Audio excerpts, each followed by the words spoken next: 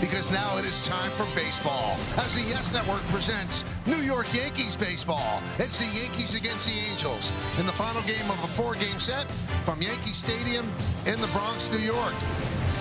Hi, everybody, and welcome to Yankees baseball. Along with Paul O'Neill, I'm Michael Kay. Wow, 2 walk-off wins for the Yankees in the first 3 games. So that's the main story. But a big sidebar is the heavyweight fight between Mike Trout and Aaron Judge. It has not been a disappointment. They have come through. 2 of the best players of this generation are showing why. We'll start with Judge. Well, Aaron Judge, he kind of got warmed up on his last at-bat in Tampa. He hit a big home run, but he came into this series, hit a couple early, and then all of a sudden we see him starting going the other way. You know Aaron Judge is locked in right now.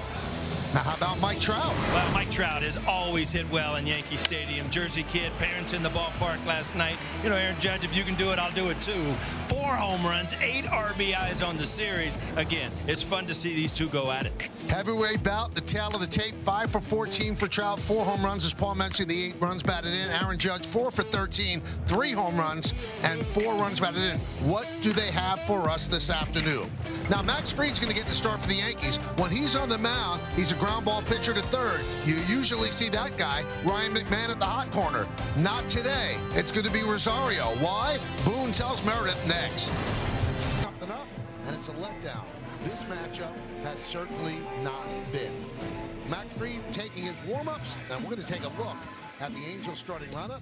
Zach Neto, the shortstop, will lead off. Then Trout's the DH today, batting second. Joe Adell in right field hits third. Oswald Peraza at third base. Vaughn Grissom, the second baseman, bats fifth.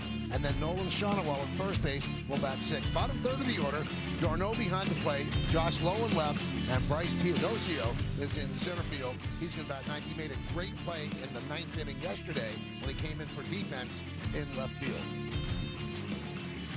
And they will be facing Max Fried. 4 starts. This will be start number 5, 2-0, 1.93 ERA. And let's check out the Nissan pitcher scouting report on the veteran lefty. Well, he's 4 for 4, and he's not even a hitter, Michael. But his 4 starts this year have all been tremendous. Over 6 innings a start, and he's given up no more than 3 runs.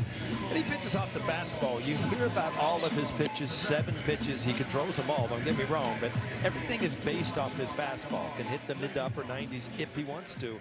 And in the yard, no home runs allowed this season.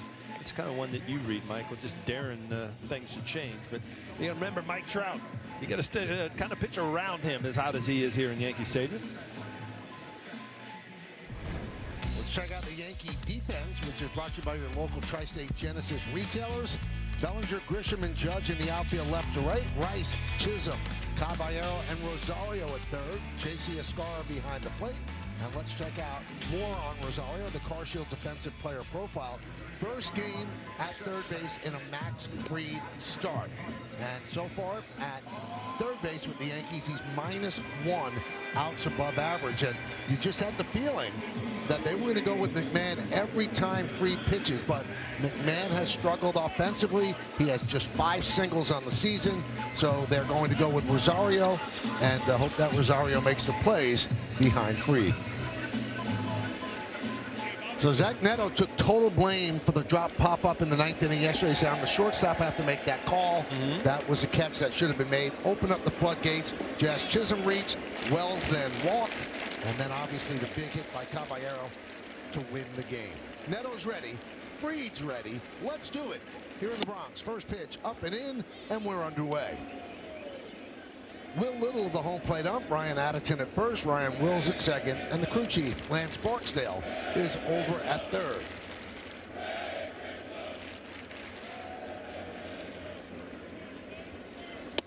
Now, I know it's not summer yet, but this is a summer day. This is a beautiful summer day matinee on April 16th. Just a gorgeous afternoon in New York City. You better enjoy it, Michael. I just happened to watch the weather. We actually got home for the news last night because you know the game was so quick. Highs are in the 40s again on Monday. Really? Yeah, that's just for fun. Huh? Well, I'll be heading to Boston, so. Well, it's probably the 30s there, so not going far.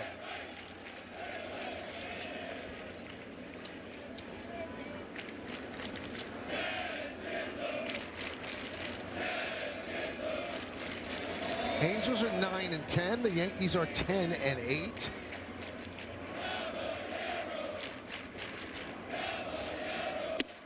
Pitch upstairs. 2-2.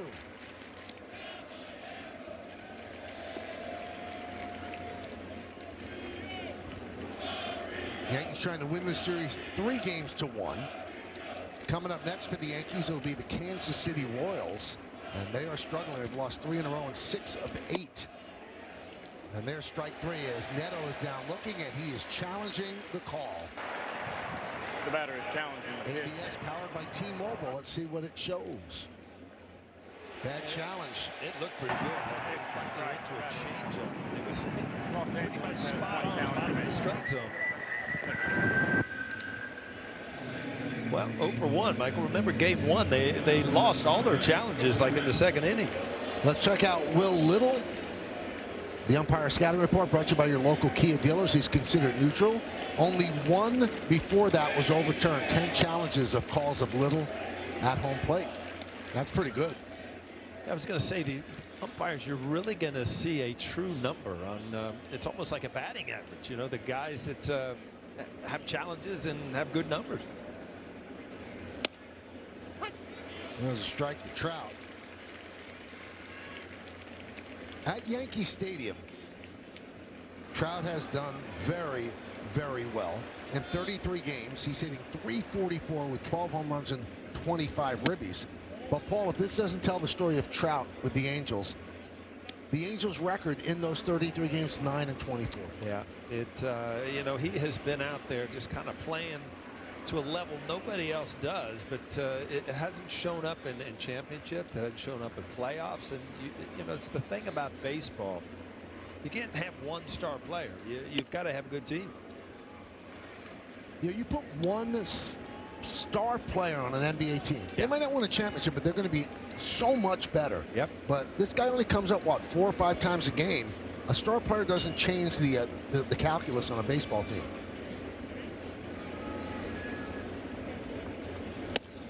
And they had 2 of the greatest players of the generation for 6 years in Ohtani and Trout, and still they couldn't do it. Yeah, you've seen so many teams put together that way, and you know, with just the star power, but the surrounding players, because of financial things, you just don't surround them with a good enough team. 3-2. Fly ball. Judge goes toward the line. He's there to make the play for our number 2.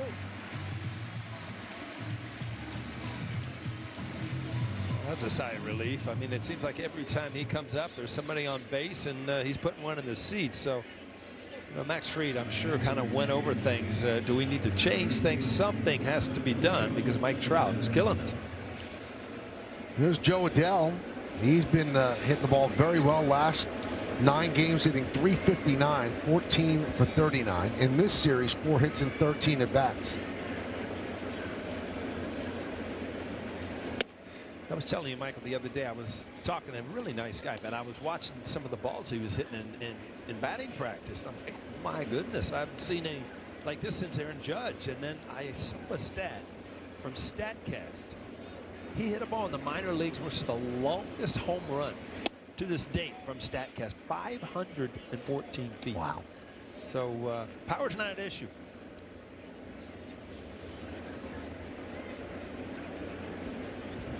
(2-0) on Joe Adell.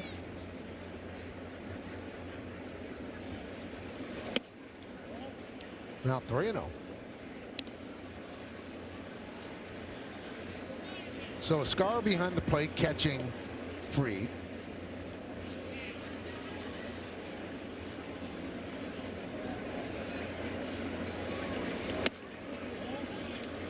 And that's a 4-pitch walk. How about that?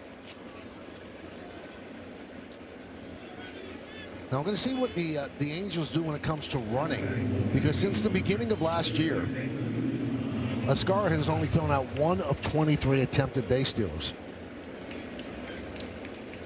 Yeah, Angels not, I mean, no huge number stolen base-wise. I mean, Trout has a couple, Peraza has a couple, but other than that, yeah, you're right. The only reason they would start running is because of the numbers behind the plate. Right down the line, fair ball, it's gone. It is gone. A home run for Peraza, having a big series offensively. And that's the first home run allowed by Fried this year, and it's 2-0 Angels. Well, it looks like Peraza has something to prove here, just in the back of his mind. The Yankees, you know, this is, I got to prove that I used to be there and I did belong, but he just looks so much more comfortable. Nothing to live up to. Another early lead for the Yankees. Angel lineup's been very impressive in the series. Aggressive at bats. Here's Vaughn Grissom. And there's a strike. You see Max Fried trying to get that ball in, and it's just out enough where Peraza has always been quick inside, and to be able to keep it fair means that your swing is getting to the inside part of the ball instead of hooking it foul. Slow roller. Fried, 4 Gold Gloves, fields, and gets Grissom for the final out. But the Angels with the Peraza home runs to the Yankee lineup. Trent Grisham in center field leads off, then Judge and Bellinger. Giancarlo Stanton will clean it up. Ben Rice will bat 5th. Ahmed Rosario, the third baseman, bats 6th. Bottom of the order, Jazz Chisholm at 2nd.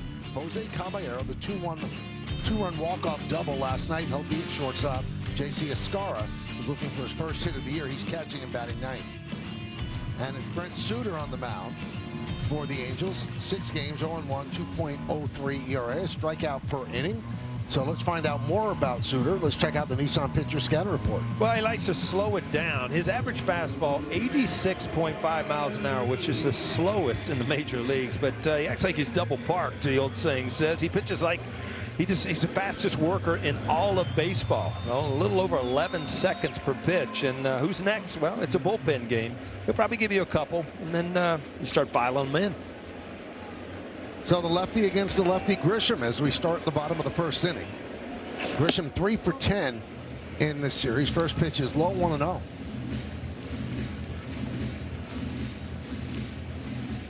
See Grisham's numbers, but he has the 11 ribbies. He's 4 for 12 this year with runners in scoring position. Now, since last season, Trent is hitting 176 against left-handed pitching. And in yesterday's game against a left-hander, Pomeranz, they went to Goldschmidt to pinch hit for Grisham. So Aaron Boone has been aggressively using the men that he has on the bench for pinch hitting appearances. He wants to get the matchup that he prefers. Yeah, it was probably a surprise for Grisham and a little of a hot streak. I mean, starting again against a lefty, it just that Paul Goldschmidt is so good against lefties. In that situation, you know, he hit a line drive, and Pomeranz tough on lefties, and Aaron Boone just elected to roll the dice and try to get a big hit. And then, as Caballero got the double, waiting on deck was Ahmed Rosario, a right-handed hitter to pinch hit for Ryan McMahon against the righty Jordan Romano. Grounded to second base. Grissom gets Grisham. 1 away. We'll check out the Angels defense, brought to you by your local Tri-State Genesis retailers. Lowe Teodosio, who's an outstanding outfielder. He's in center. Joe Dellum right. Peraza, Neto, Grissom, and Shonowell third to first. Travis d'Arnaud gets his first start behind the plate. Has been a hoppy for the first 3 games. You know, Michael, you were talking about you know, the game-winning run yesterday, and Rojas. You really got to give him props because you got to know as a third base coach who is on deck. Is the matchup good? Are you going to score with a man on third, 1 out? And if you watch that play over and over again, Wells being in motion, he had just rounded second base when the left fielder got the ball, so it was almost like he started there. And obviously, a perfect throw, he's out, but the ball was up the line just enough. So you just got to coach aggressively and hope that they don't make perfect defensive plays, and that's the way it ended up. Tell you what, when you watch that replay, all right, so the double goes to left center. Trout fields it, and I think that he never thought that Wells was going to try to score. And he didn't throw as hard as he could to Neto, who was the cutoff guy, and Neto was angled more towards second than toward home. Right. And Neto made a pretty good throw home, but it was slightly up the first baseline. That's all they needed. Yep. Whoop, drilled to left field, going back low. He's on the track, looking up. See ya! Another home run for Judge. His 89th first inning home run in his career, and it's 2-1 Angels.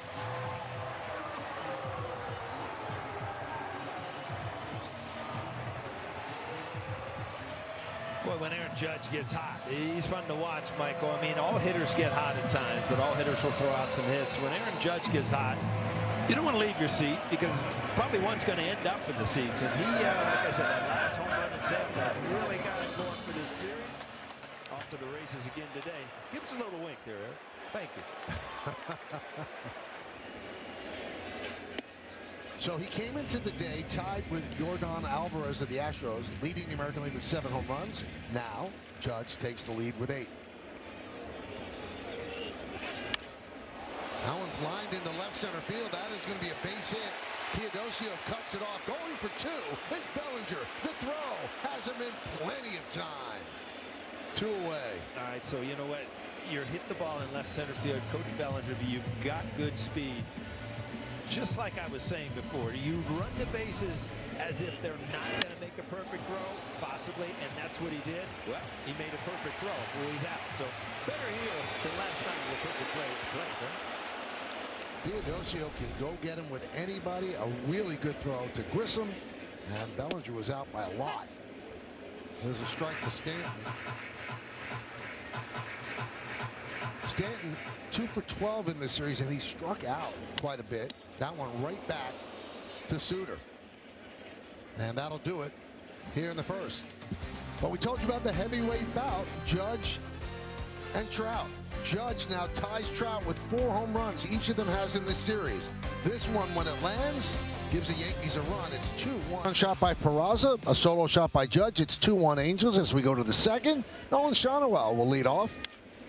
And he pops up the first pitch. Rosario on the run, foul territory, near the seats, but it's about 5 rows back.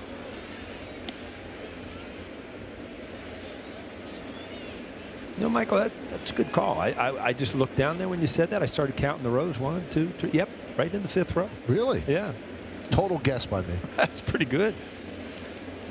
Shonowell 1 for 9 in this series. It'll be 6, 7, and 8 in the order. Left field, Bellinger fights the sun and wins the fight. 1 away. Play FanDuel's Daily Dinger for free every day for a chance at a profit boost if your selected player hits a home run. And here are the featured home run odds for today's players. Stanton with a home run, plus 310. Ben Rice with a home run, plus 270. Here's Travis d'Arnaud. Logan O'Hoppe has started the first 3 games. Day game after night game, you give your regular catcher a rest. That's what the Yankees are doing with Wells and what the Angels are doing with O'Hoppe. d'Arnaud, good veteran backup catcher. Knows his role. 1-1.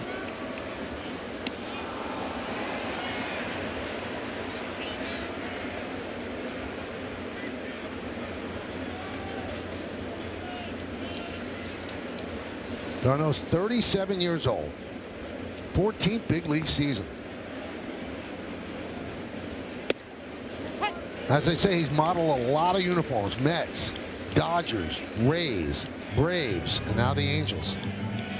It's kind of a perfect job for, you know, like a veteran player and, you know, knows how to catch, knows how to play, and is not going to, you know, whine and cry when he doesn't play every day. Also signed a nice contract to be the backup catcher. 2 years, $12 million. This is the second year of the deal. First year didn't go well. He didn't hit last year. 197. Old hair coming out of there at the top of that helmet. See that? Tapped. Right side. Chisholm makes the play. 2 away.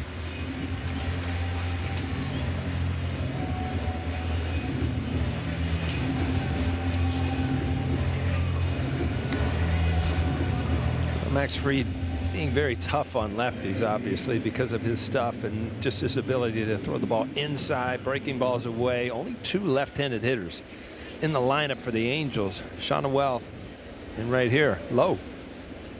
Lowe 1 for 7 in the series. And there's a strike.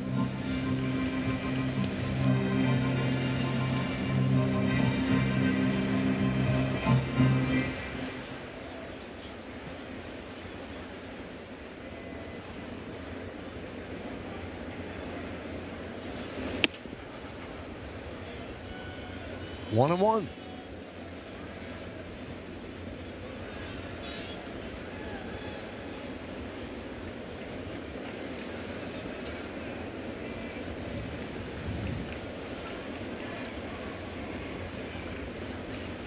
You know, thinking about this, Paul, it was generally accepted after that first road trip. Oh, Judge is off to a slow start.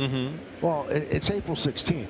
He has 8 home runs, and there's a lot of games remaining in April. He could be off to a great start in the first month. You're just so, I mean, last year he got off to that monumental start where, you know, he was hitting 400 and home runs, but Aaron Judge is so confident, and why wouldn't you be with the talent that he has? It's, you know, if he gets off to a bad week, who cares? I mean, he can throw up 5 or 6 home runs in a week, which he has. Yeah. Now he leads the majors in home runs with 8.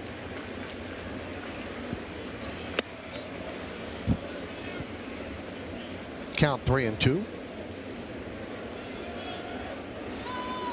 Teodosio is on deck.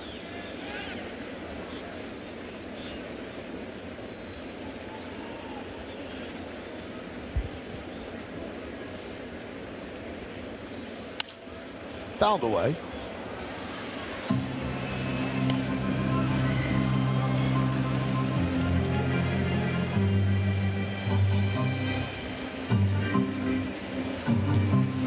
The Yankees' home run record, home runs through April, set in 2007. Alex Rodriguez hit 14.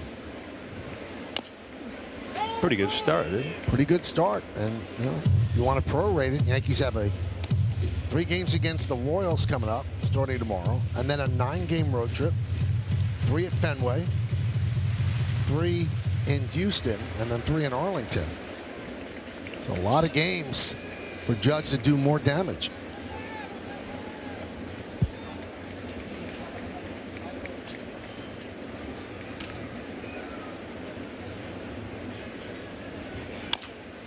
Soft ground ball.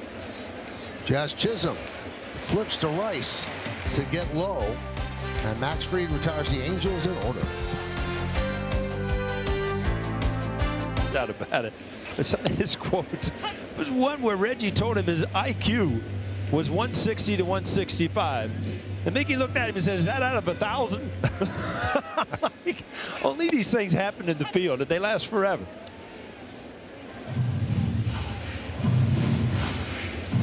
There's also a story, and Willie Randolph has backed this up, that Mickey used to always go to George Steinbrenner for advances on a salary for whatever reason. And he had gone up before a game, and George Steinbrenner gave him an advance in cash. Yeah. And he put it in his back pocket of his uniform. And he was trying to get to second on a hustle double. And all the money fell out of his pocket. It was all over the infield. Like a slot machine out there. They're challenging, and the Angels challenge. The pitch is strike. The batter is And out. they challenge correctly. And Ben Rice goes down.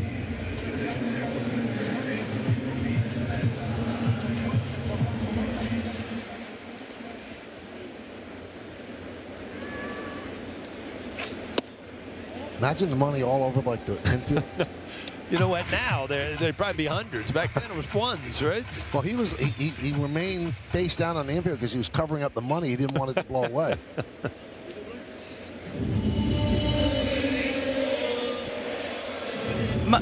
Michael, Mickey Rivers is usually at Yankees fantasy camp, and he tells this story almost every year. And he wanted to stop and pick up the dollars. His teammates are screaming, "Run, Mickey! Run, Mickey! You're trying to score!" And he's on the ground trying to get those dollars. Kept them in his pocket the rest of the game. Grounded third base. Peraza gets Rosario. Mickey Rivers was the name that Yankee last night. They got him from the Angels in the trade for Bobby Bonds, along with Ed Figueroa, who came over to the Yankees. Now look at that. Do you see that glove? It's the old Saranac batting glove. And, you know, you'd only know that if you played in the 70s and 80s. It was, they had little wristbands on them with Velcro, so they were kind of uncomfortable. So batting gloves have come a long way. But it's the first thing I noticed about that picture. 0-1 on Jazz Chisholm. Jazz kind of got a gift single in the bottom of the 9th inning on the pop-up that fell untouched by Neto and Peraza. And you saw Mickey Rivers batting glove with that Velcro, and you see Jazz Chisholm, the relaxed look. You know, you don't even put the Velcro things together, just kind of wide open and comfortable. The batter is challenging the pitch. Well, that was called a strike, and Jazz Chisholm thinks it's not. Presented by T-Mobile, and Jazz is wrong. The pitch is a strike. So both teams have lost New a York has one challenge, challenge and remaining. both the Angels and the Yankees have one challenge remaining.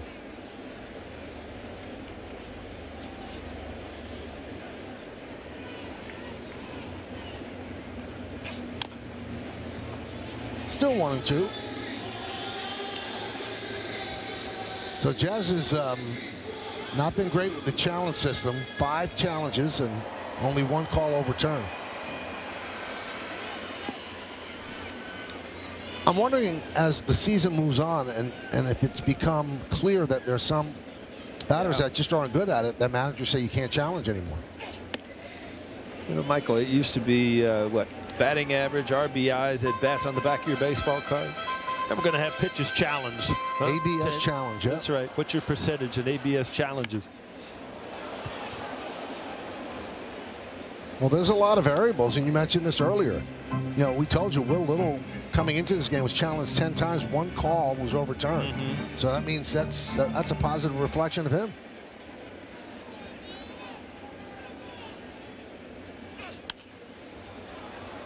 Jazz still looking for his first home run. He's got 18 games to start the season without a home run. His previous skid at the start of the season without a home run was 6 games. He did in 2020 and 2021, so he's tripled that.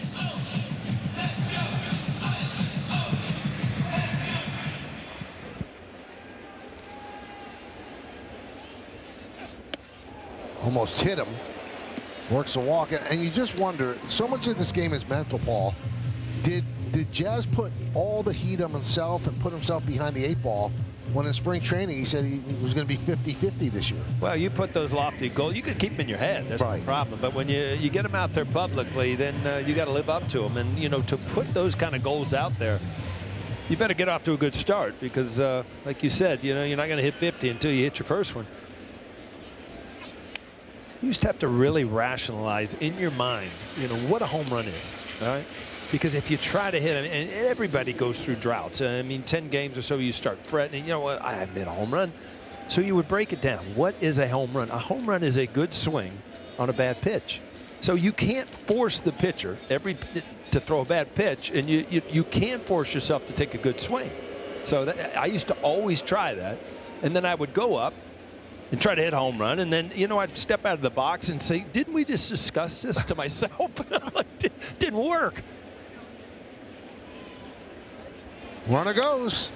Ball foul back. Well, I saw there was a show where there was a baseball player talking to a guy named Kramer. He said, you know, it's not easy to hit home runs. No, who was that guy? I don't know, but he was good. He had dark curly hair back then, too. Huh? Who was that guy? That guy's still getting checks for that line.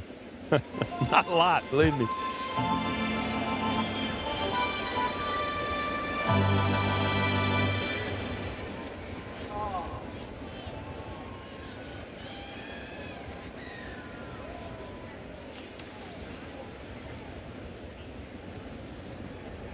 The 0-2.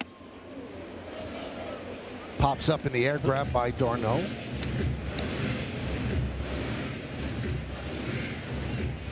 I will tell you this, Paul. I don't compliment you that much, but I've seen that scene a lot because I watched Seinfeld rerun. You were really good. Is that right? Was it a lot of takes? Because no, we had 2. I practiced a lot. No, I had no idea. You know, at the time, it was such a cool thing, obviously, because it was kind of revolving around George Costanza and the Yankees and all those things, so it made it fun to watch. But actually, we were playing the Anaheim Angels, and we were out in Anaheim. They picked me up in a car that morning, went to the studio. He was putting makeup on. Kramer came in, was acting crazy. I'm like, is he in character? And I'm thinking to myself, no, I guess he's just crazy. And, we did a couple takes, and I was back to the hotel, and I think Chuck Finley threw that night, which wasn't a good thing. I mean, just the way he said, how'd you get in here? I mean, you used to say that to me, so I knew it was real. Yeah, that's right. It was a line I use a lot. Yes. That was a weird pickoff throw. Had a little loop to it. You're not going to get many players that way.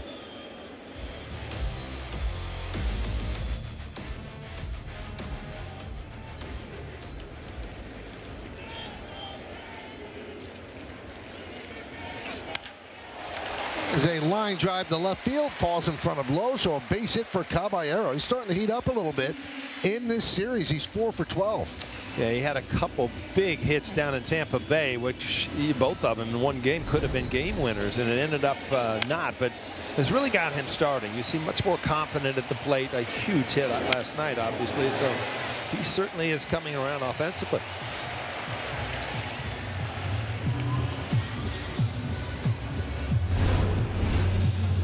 Well, you got good speed on the base, and you remember last night, Jazz not afraid to get in motion off second base. Here's Escara looking for his first base hit of the year. He's 0 for 11.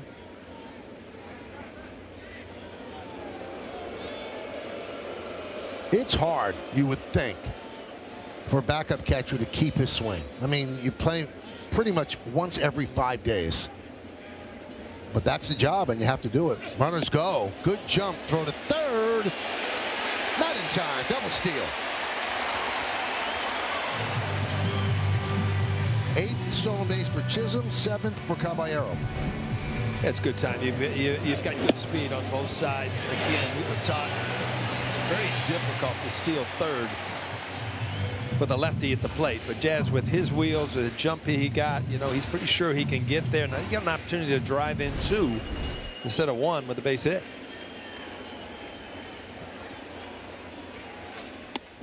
You know, one thing, Paul, he's on pace for over 50 stolen bases, well, so he's got that part right. That's right. Maybe he said that in the quote. It was either or. I'm going to hit 50 home runs or steal 50 bases. Yeah, I didn't hear that. No. Fouled away. He's on pace for 68.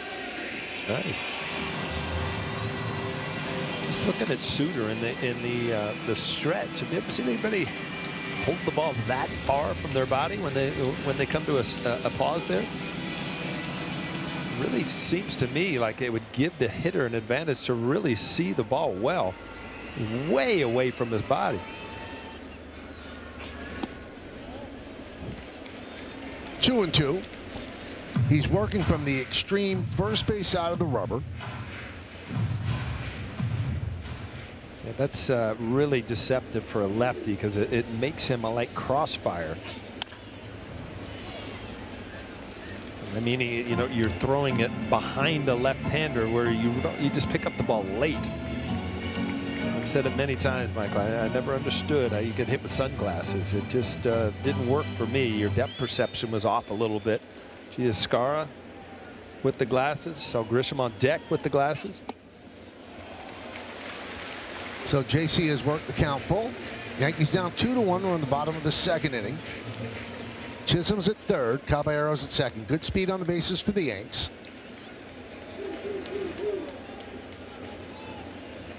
The payoff. Foul ball. We told you there's a bullpen game for the Angels. This will definitely be the final inning for Suter. See how they piece it together after this.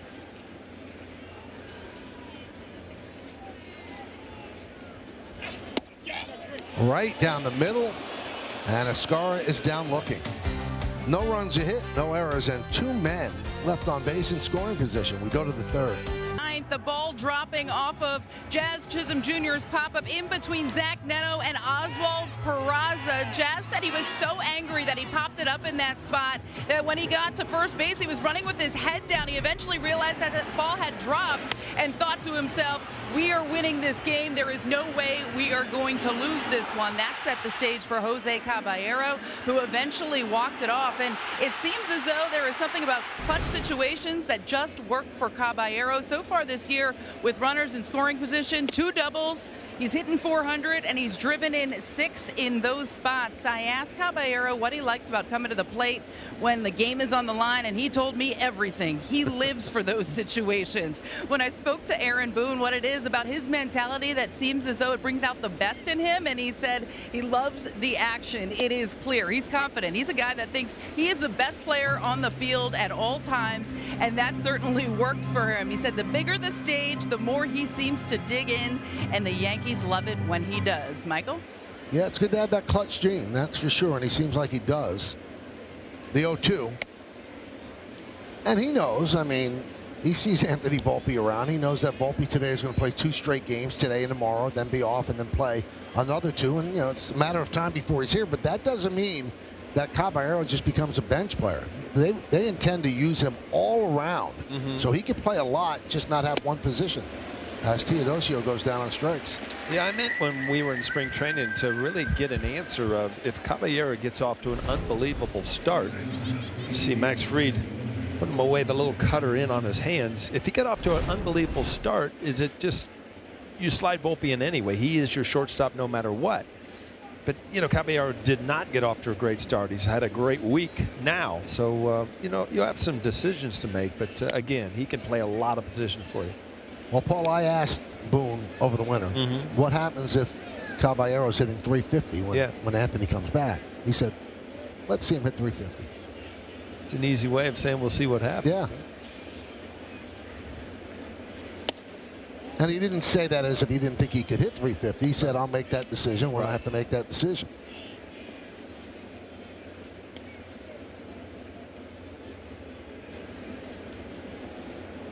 When Brian Cashman was asked about it, he said, that's a manager's call. He said, that's not a front office call.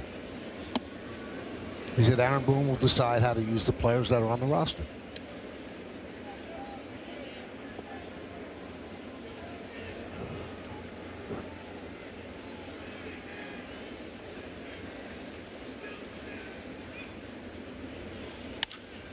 Swings at the 3-0 pitch and skies it to center, and Grisham puts it away, and that's going to bring up Trout. Well, this is much more the way you want to face Mike Trout. Two outs, nobody on. If you get behind, you don't give in.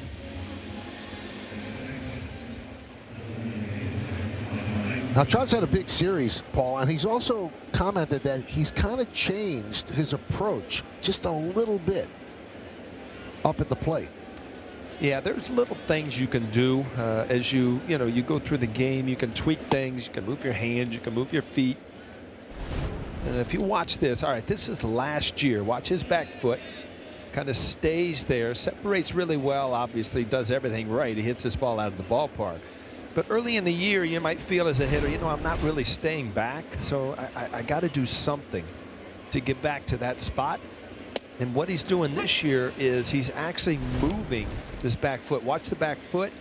That just a little reminder, and he kind of separates a little bit more, gets to that same spot, but he's back on, he can really drive against that front side. And again, even the greatest players, you look at Mike Trout, continually tweaking with things to make him better. Usually that front foot is the trigger foot. It's almost like 2 triggers he has, back and then front. Yeah, if you look at that, you think he's worried about staying behind the ball.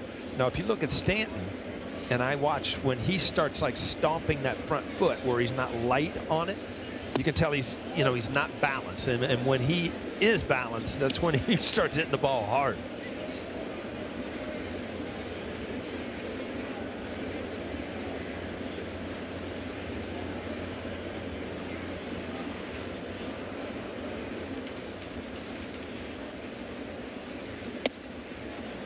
And Trout works a walk.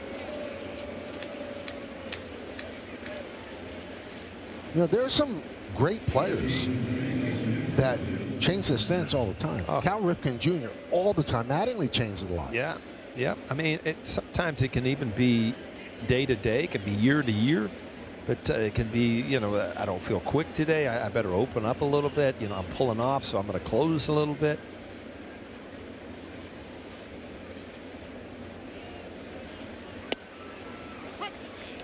Drops a breaking ball in there for a strike. 0-1 on Adele.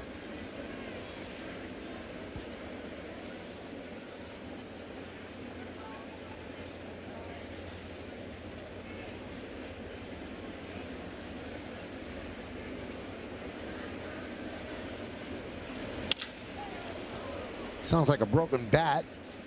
Foul ball. And Adele's getting a new piece of lumber.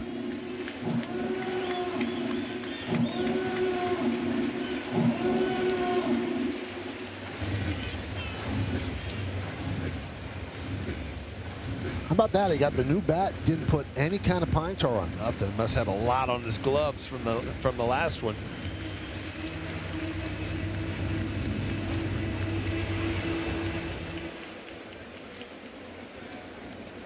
You call that a pearl there, Michael? Just right out of the box. No pine tar on it, nothing. Chasing back Trout.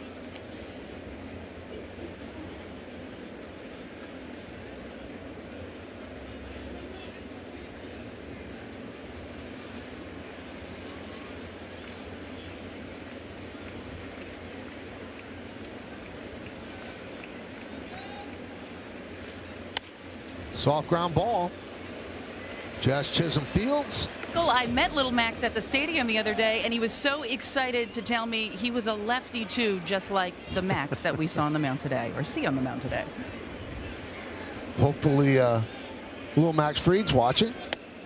Might be in school. He did add he doesn't have as many pitches, at least not yet.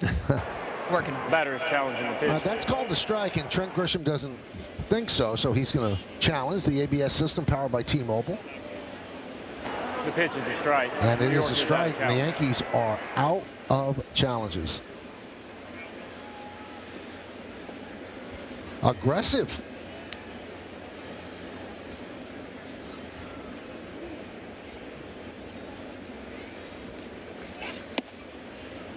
I'll tell you what, I don't know why you would challenge the first pitch. I understand 0-1 count, 1-0 count, but you have one challenge remaining. Now you have none. So you could have bad calls against you late in the game, and there's nothing you can do. Yeah, I mean, you're going to have to go over situations.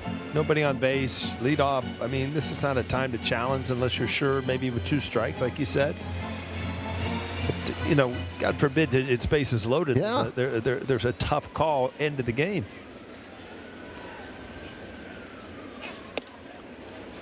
Well, they keep Suter in, obviously, to face Grisham here. Count 3-1.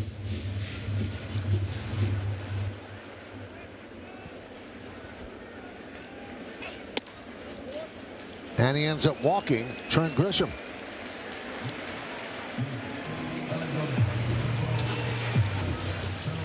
And I think that's going to do it, as they'll call on Nick Sandlin, one of the right-handers in the bullpen. So Suzuki has not yet signaled, but he will in a moment.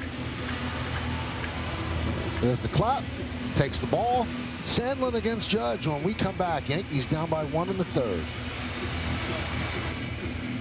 Bullpen in a bullpen game for the Angels. You see the numbers. 19 games last year, 2.20 ERA.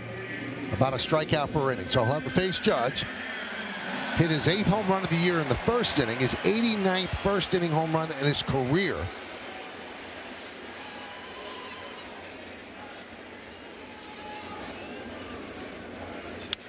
Foul back.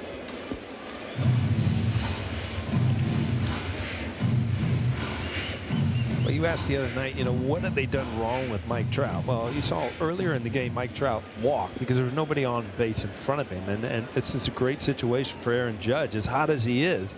By Grisham getting on, you know, you don't have a lot of wiggle room to try to pitch around Aaron Judge.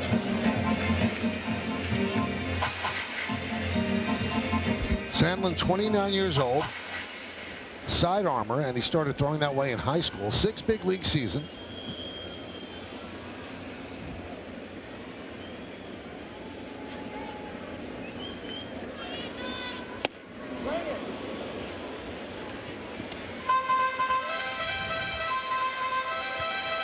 Grisham is on first after the walk.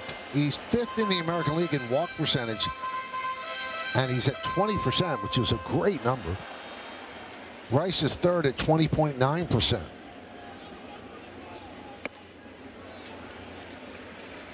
That's why we use the phrase under the hood. You know, Grisham coming into the game hitting 164, but his on-base percentage is representative because he's getting on base so much with walks. Been a popular term so far this year. I've heard it a lot this year. Under the hood? Under the hood. High fly ball, left field. Low. Puts it away. Judge has 4 home runs in the series. Take a look at the exit velocity of each of those home runs presented by Spectrum. 116.2, 111.4, 105.7, and 105.1. Yeah, that first inning, 116. I remember that. That was an absolute missile. And he just missed his 5th of the series right there. A little breaking ball with just enough at him where he got under it. Bellinger, 1-0. Laced a line drive in the left center field in the first inning, cut off by Teodosio. Bellinger was thinking 2 all the way, and that got thrown out by about 3 or 4 feet, trying to stretch it into a double. Runner goes. Throw to second. Got him. Darno throws from his knees, and a good tag by Neto. Well, you see now what they are teaching major league catchers, and that is to throw the ball towards the first baseline side of second, which you tag the runner before he gets there. And I don't know why it's taken this long, but it really is effective if done well. You see his catch and tag as you go by, and it makes it an easy call for the umpire before the runner gets to the base.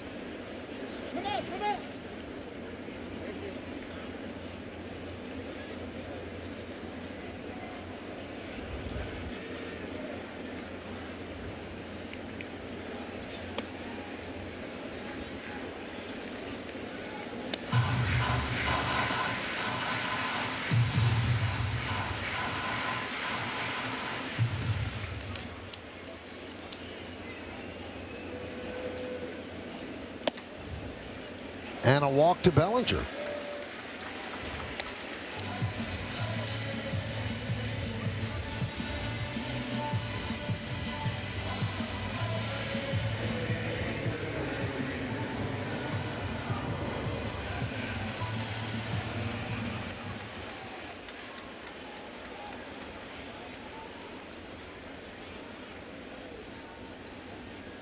Here's Stanton. High fly ball deep center. Teodosio back on the track at the wall. See ya! Into Monument Park. A 2-run shot for Stanton. And the Yankees lead 3-2.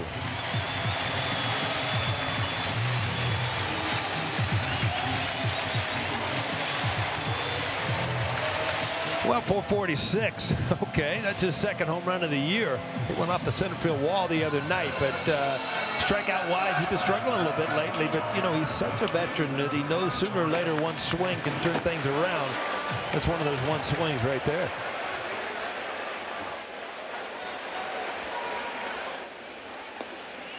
Rice takes inside.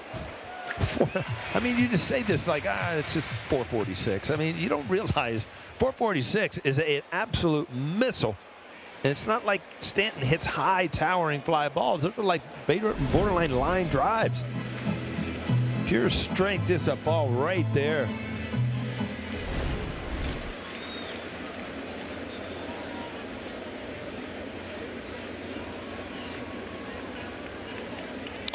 Now, you saw the stat. That's the 61st game where Judge and Stanton had homered in the same game. The previous 60 games, Yankees are 53-7.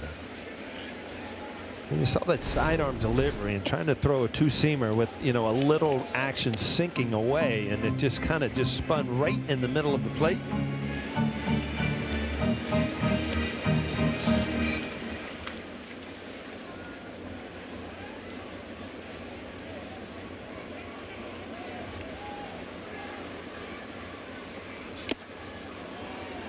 Three and 2 on Rice, who struck out looking in the 2nd.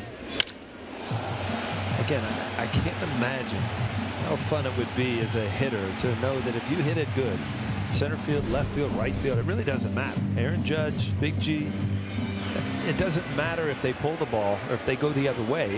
If they make solid contact out in front of the plate, it's gone.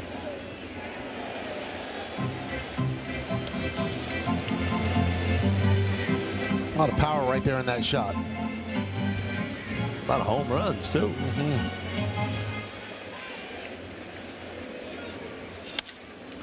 Ground ball second base. Grissom gets Rice, and that'll do it. But a walk to Bellinger, and then Stanton, who's been struggling, crushes one into Monument Park, where the ghosts live. Yankees. Peraza will lead off. He hit a home run, a 2-run shot in the first inning. Yankees lead 3-2.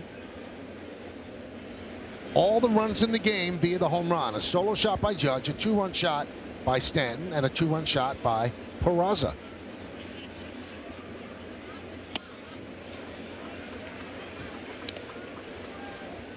Bet you the Yankee decision makers are saying, well, where was this hitting? Because they believed in this guy. A lot of people did, including myself. Right when he showed up, you saw a lot of skills. 1-2.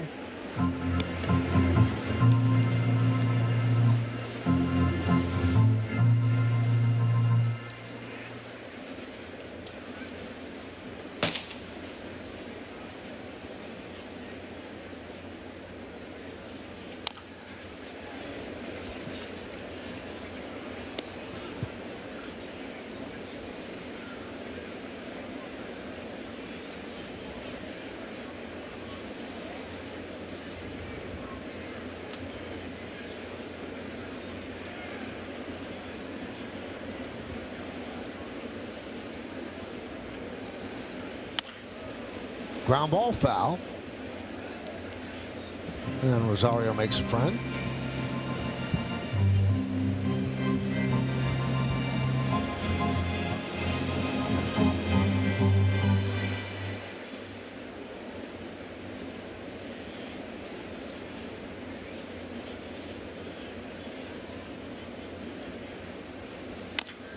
You know, it looked in the first inning as if Escara was calling the pitches. And now you can see Fried reaching to his left side. And he seems to be calling the pitches.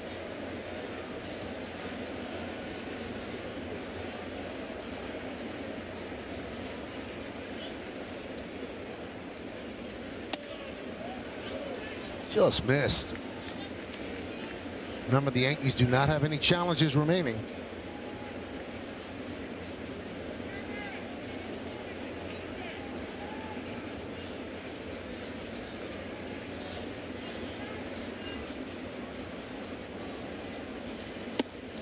Got him.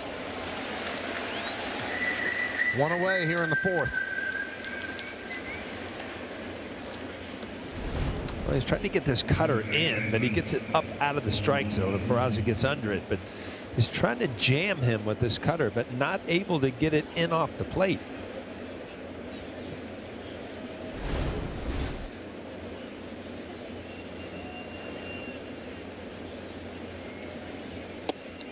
And a strike to Vaughn Grissom.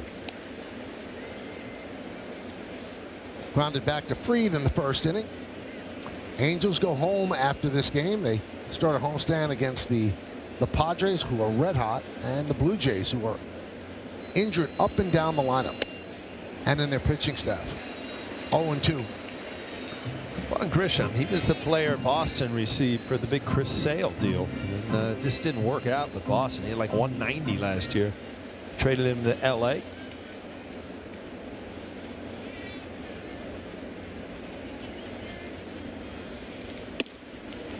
Did he go? Nope.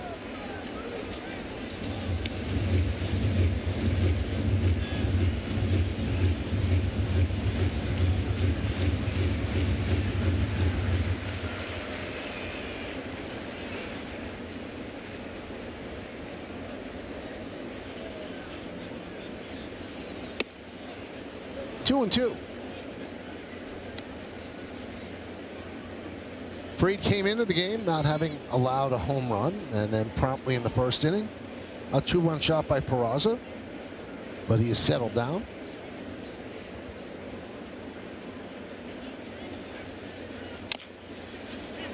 Fried makes the play. He is so good with the glove. Yeah, I was just going to say you take it for granted, but boy, he gets off the mound so quick. Gives him an opportunity to not have to barehand things, catch it, take his time, and make a strong throw.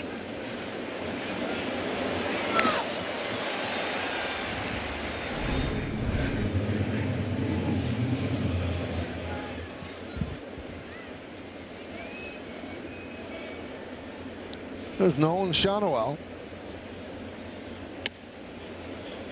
1-0.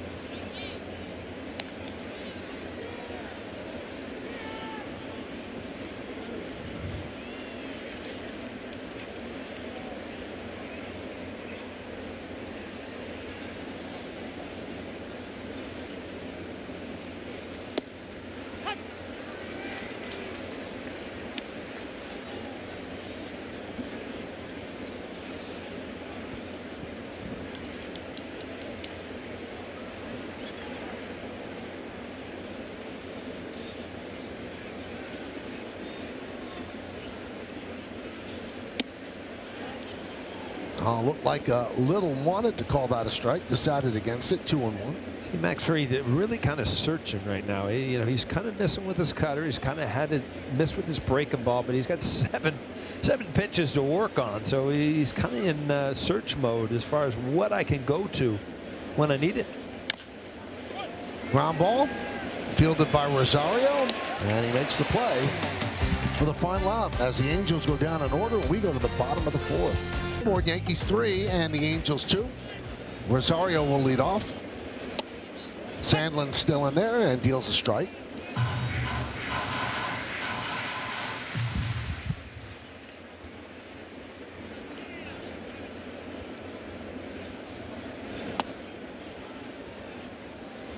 One and one.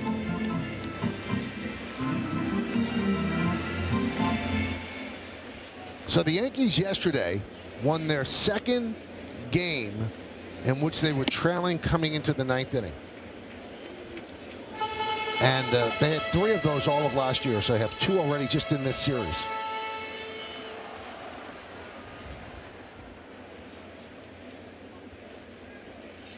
And the Yankees have noticed they've suffered through 4 walk-offs this year, 2 walk-off wins, and they've also had 2 walk-off losses.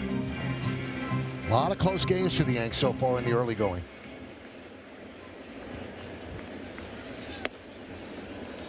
Three and 2 on Ahmed Rosario. So we went over yesterday that, the Major League logo was Harmon Killebrew. Jerry West was the NBA. So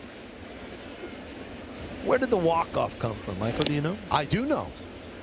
You do? From Dennis Eckersley. Ah, here we go. You know what? I can't even tell the story or give you So a you hint. do know this? I do. Oh, I thought you were just asking me if I knew. It was an originally. You got to set this up in rehearsals. You blew it already. Tell us. Originally, it was the walk-off piece. Right. And it was kind of a disgrace to the pitcher because he had to walk off while everybody was celebrating, right? And that's what it means. Everybody thinks it's walking off as a winner, but it's the pitcher. It's the long walk off the field while the guys are celebrating, but now a walk-off is a positive thing. Like, wow, this is cool. The Yankees walked it off, but that's where it started, Michael. Thanks for letting us know. And Eckersley had one of the most painful walk-offs of all time because of Kirk Gibson. Yeah. So that's going to do it for Sandlin. They'll call on a left-hander as the bullpen game continues for the Angels. Paul's going to tell me more stuff I should know. You need to go on, Jim. We don't want another Bob McDonald, do we? Bob.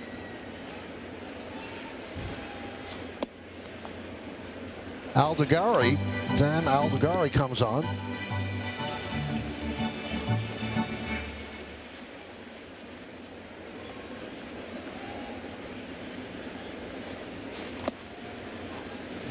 They're carrying 2 lefties in the bullpen today.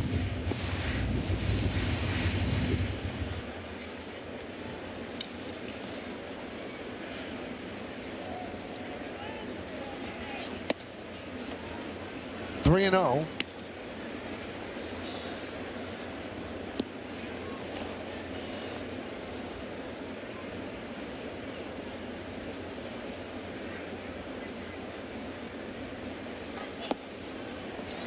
And he walks.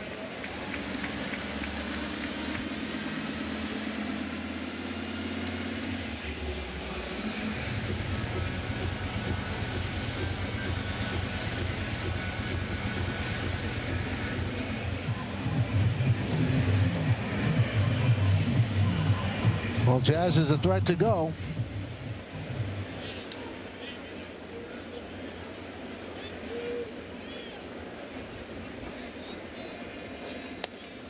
And a strike.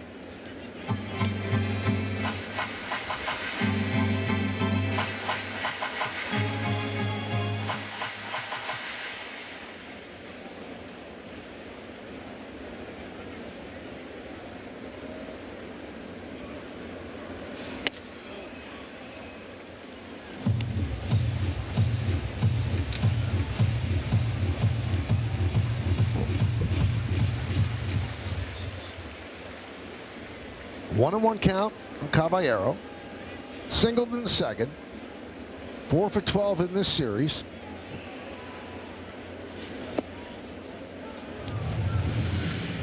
Aldegheri is 24 years old, and he's from Italy, Verona, Italy. First major league pitcher born and raised in Italy.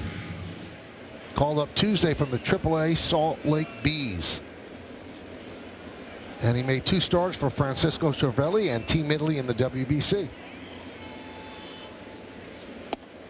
And Francisco came up before the first game and said hello. I still at this so impressed of where he is in life. You know, we just appreciate what he did in the major leagues, but he's so proud of what happened with Team Italy. You know, I could see him being the manager for that team for a while. And he's still a young man. He's 40 years old, and he did a great job with that team.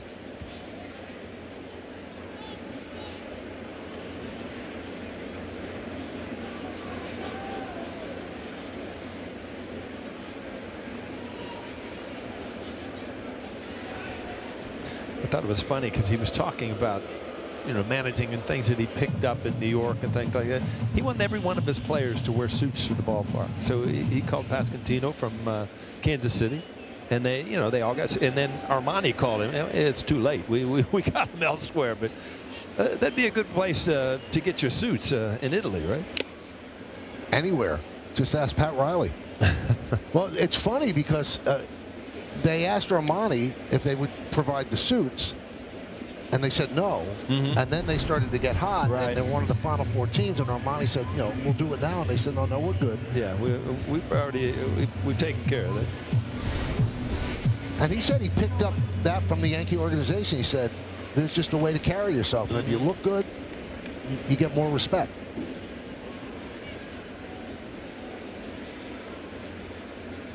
And, you know, before the home opener, Judge texted all of his teammates and said, everybody's wearing a suit tomorrow in the ballpark. I did hear that, and, you know, there was something to be said about that. It was always a cool thing. And, you know, we had to wear sport coats in Cincinnati, but when I came here, you know, you had to wear a suit and tie on the plane. I didn't care if it was 100 degrees or 30, you were wearing it. So when you got to the next city and strutted into the lobby, in the old days you walked through the lobby with your suits on, I mean, it was a presence. You know, the Yankees are in town, and I always looked at, you know, the fans, because right when I got here, Mattingly was, you know, the first to walk in, and it, you know, it was like we were behind him, and it just, you know, the fans were waiting for that.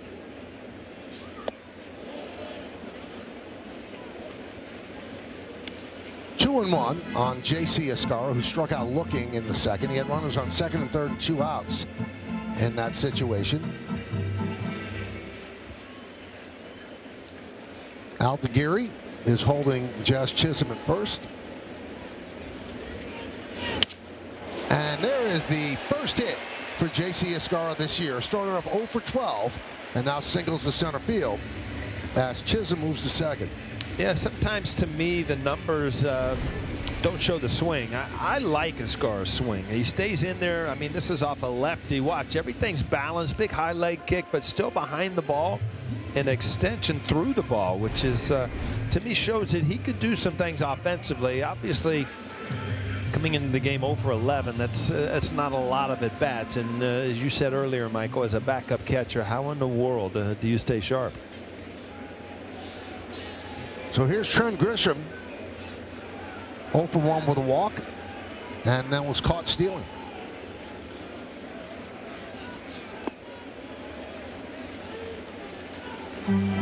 One and 0.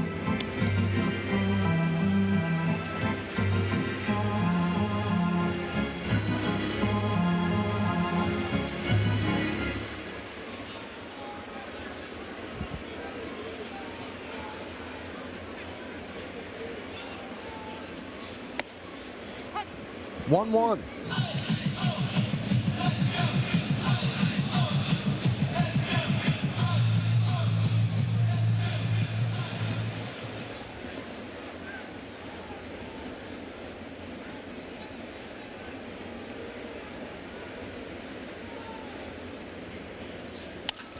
Rip foul.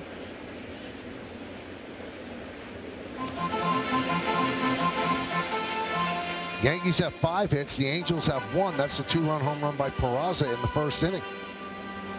And you'd have to admit, Paul, you know, Fried is pitching well, but he doesn't have his great stuff. He's kind of grinding this one. Yeah, this is one of those games where, you know, it just shows you what a good pitcher he is and a veteran to be able to get outs even when he's still searching for pitches that he can throw for good strikes. 1-2. 2-2.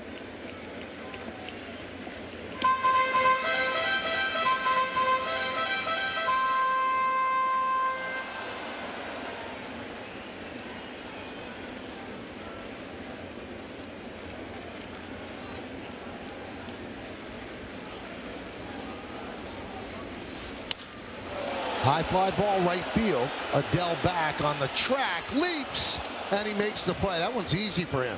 That wasn't even a home run, Paul. Well, we're talking about Adele. He's really worked on his defense. His offense has always been there, but he has become a solid player for the Angels.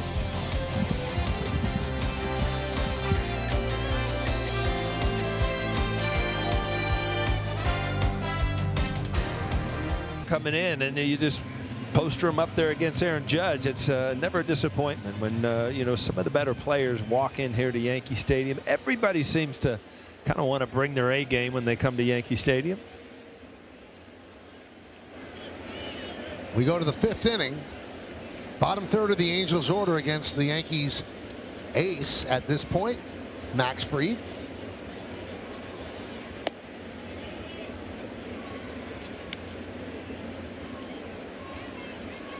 Speaking of aces, Garrett Cole will have his first rehab game tomorrow night when AAA Somerset will face Reading.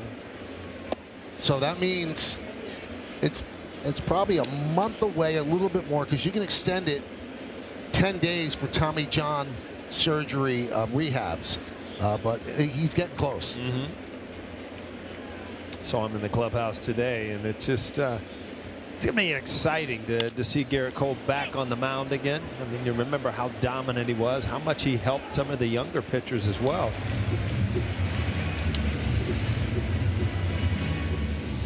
And if you wonder why is AA not AAA, because it's which teams are home. So next week, Anthony Volpe will be going up to AAA because Scranton is home. Mm-hmm. Because they don't want a rehab assignment where they have to travel to a ballpark that doesn't have the facilities that you need. Check swing, foul back by Lowe.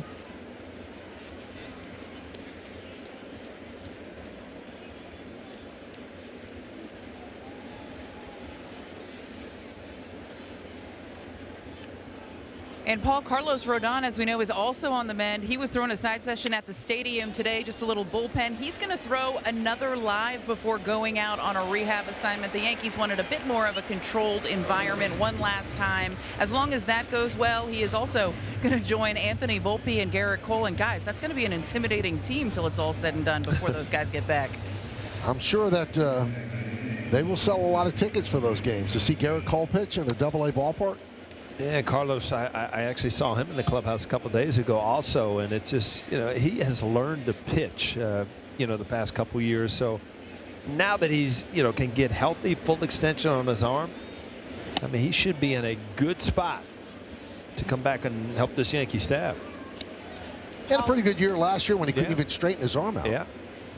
Michael, to that point, I was going to say to Paul, Carlos Rodon this spring said, my arm has not moved like this in years. He didn't realize how bad it was and what he was dealing with when he was pitching. It took him quite some time to get the feel of the new, with the new everything that he could do with his arm. And it's still going to be a process for him, feeling it out on the mound, realizing that it's a little different than what he's been dealing with the last 2 years.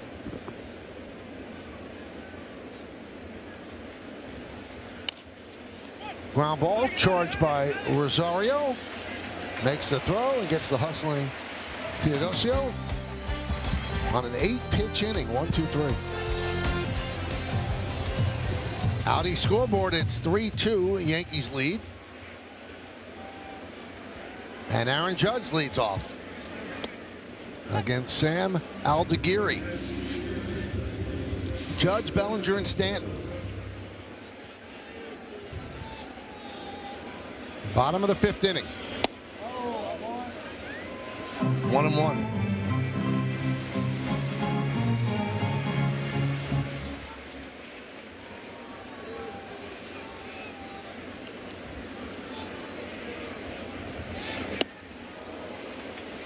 Way out in front of the changeup. 1-2.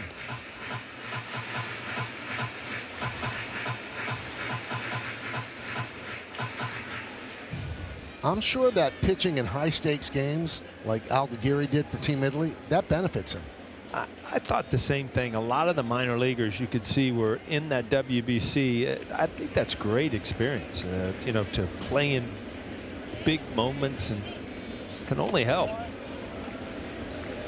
In a game against Brazil, Aldeguerri had 17 swings and misses, second most for anyone in the whole tournament. Christopher Sanchez had a game with 18 for the Dominican Republic.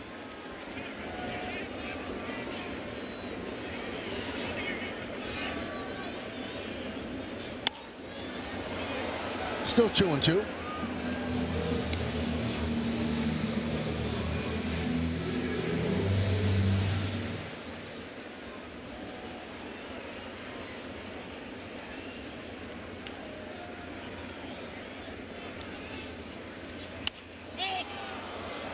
Popped up, shallow right. Who's going to get it? Oh, what a play by Shonowell. Took a base hit away from Judge. Adele could not get there, and Shonowell with an over-the-shoulder catch. Yeah, that was just kind of a stab at the end. And Shonowell knew by looking at Odell right there, he took a look, just to stab at it. That is a great play because Aaron Judge, the outfielders have to play it a little bit deeper, obviously. He's all by himself right there.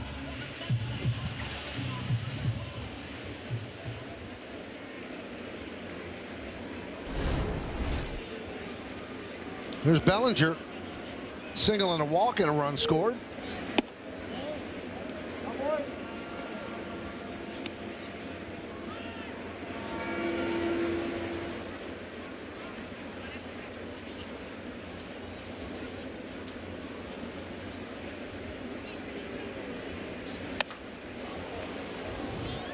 Line into the camera well. Almost sat down on that swing. He had to pull it so much.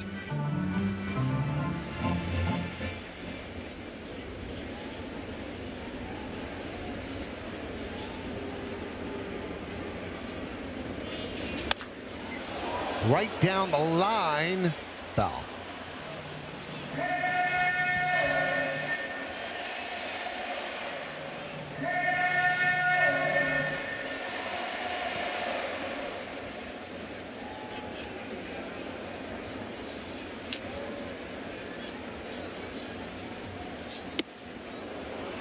And down goes Bellinger.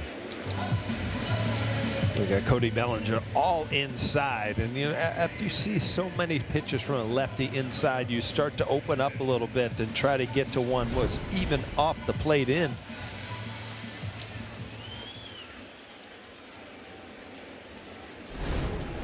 So here's Stanton, second home run of the year, a 2-run shot in the third that gave the Yankees the lead.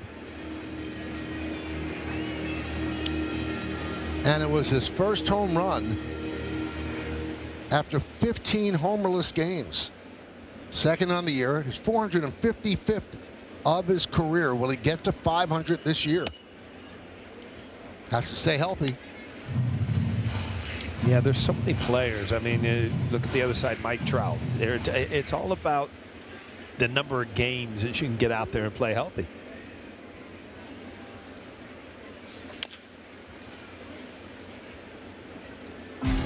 Let's take a look at the Optimum Fiber famously fast replay.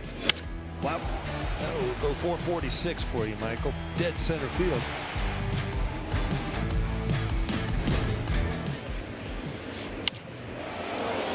left field. Lowe is there, puts it away, and Aldeguerre retires the Yankees in order, and we'll go to the 6th inning. Well, there's a lot of hitting to come. Montefiore Einstein scoreboard as we go to the 6th. Neto leads off. Funny story about Mason Miller, who throws so hard. The Padres contacted him during the offseason, said, we're thinking about maybe making you a starter. What do you think? And he said, no, I'm good. I'm doing okay where I am.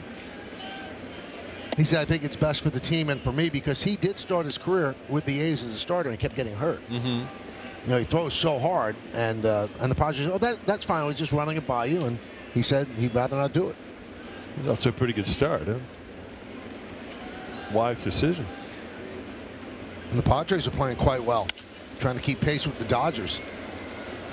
Yeah, that's one of those times where, you're one of the better teams in baseball, but you're stuck behind the best team in baseball at this point. So they're going to fight every day to stay close to the Dodgers.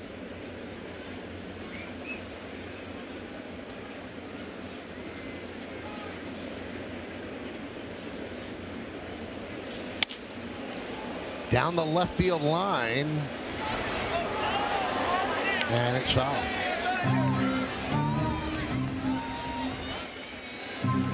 Well, it's time for DirecTV new era. Since 2024, among shortstops, he's 6th in home runs, 6th in stolen bases, 10th in OPS, and 5th in WAR. He's a pretty good player. And took total blame on the missed pop-up in the bottom of the 9th inning. He said, I'm a shortstop. I've got to make that play.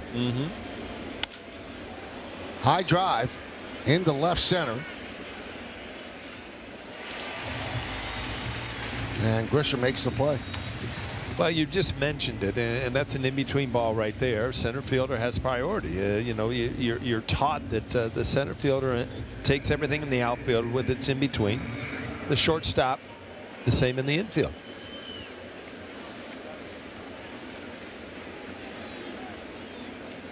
So here's Mike Trout, 0 for 1 with a walk. This will be the 80th pitch for Fried. 1-0.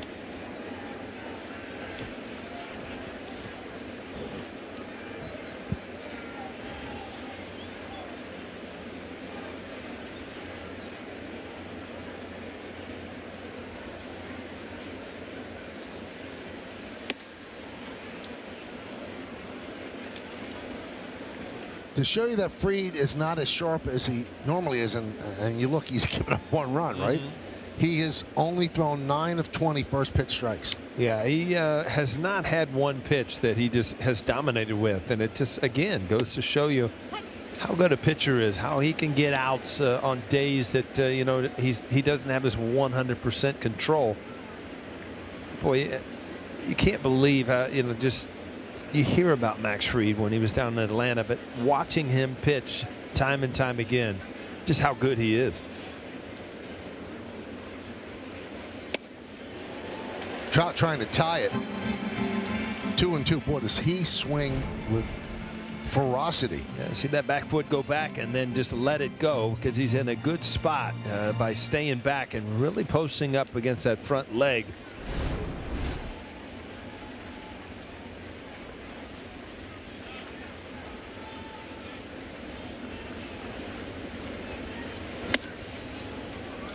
Count is full.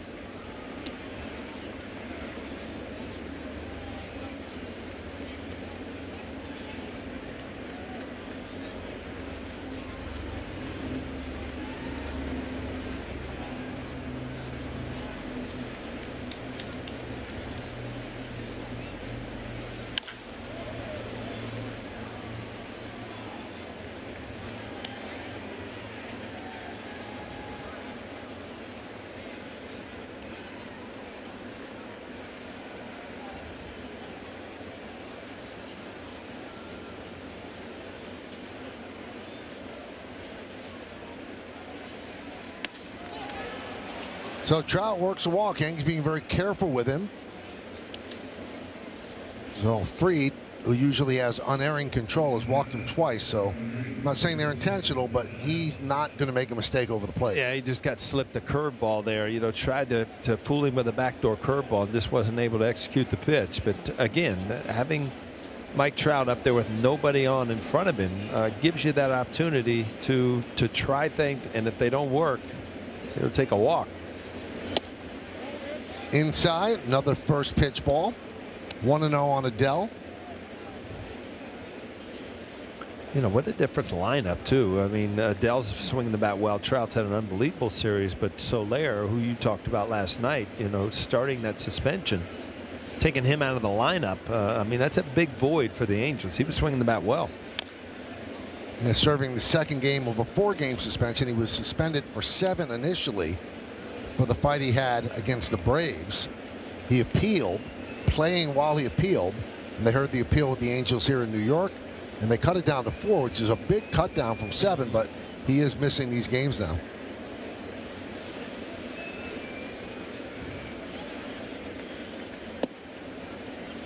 Two and 1 on Adele.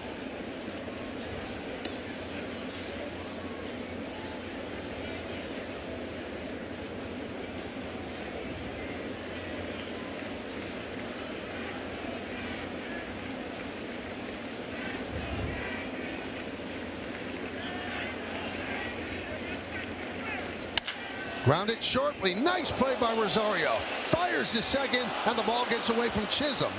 And backing up is Judge.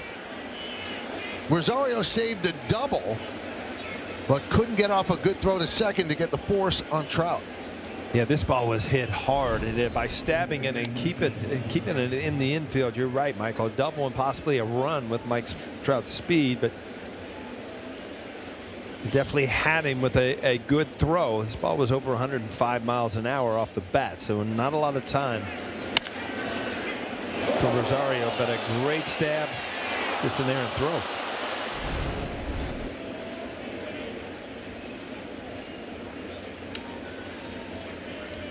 So now first and second with 1 man out. Double-barreled action for the Yanks.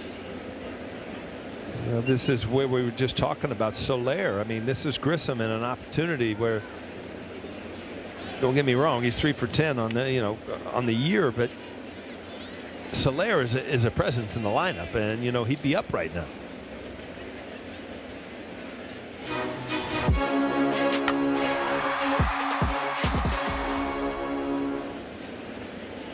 So that scored a single for Adele. First and second, 1 man out. Matt Blake has a talk with Fried, also gives the reliever some time to throw in the bullpen. And now here is Oswald Peraza, 4 for 8 in this series with a couple home runs. 2-run home run on the first against Fried.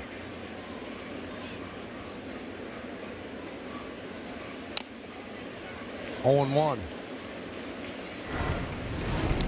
First inning, after a couple easy outs, boom, they tried to get that cutter in and didn't quite get it in. And then Peraza, we've talked about, is really quick inside, and you got to make sure that you have kind of set that pitch up or get it in off the plate.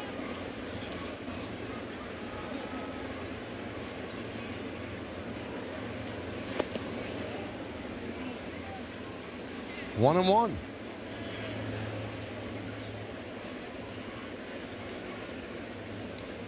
Fried would like to get out of this inning. He's at 92 pitches.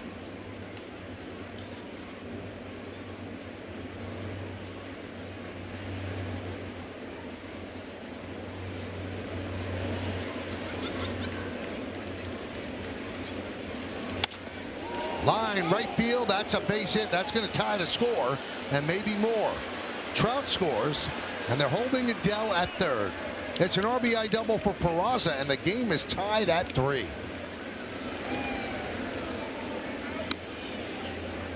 Another good swing from Peraza. I mean, he showed he could pull the ball, and now, again, the ball didn't quite get inside. He was able to stay inside and shoot the ball the other way.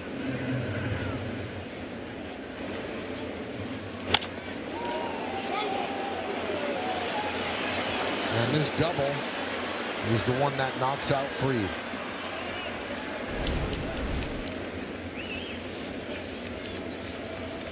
So Fried is done. Runners on second and third, his responsibility.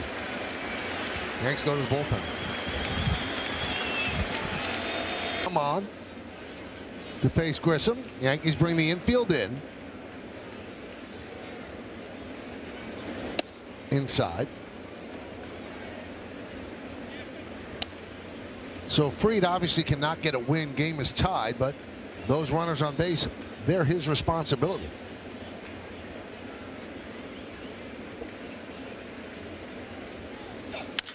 Hit shortly and off the glove of a diving Rosario, and it goes into left field. Adele scores. Peraza moves to third. It's an RBI single for Grissom, and it's 4-3 LA. Well, hard contact to the left side ends up going off of Rosario's glove into left field.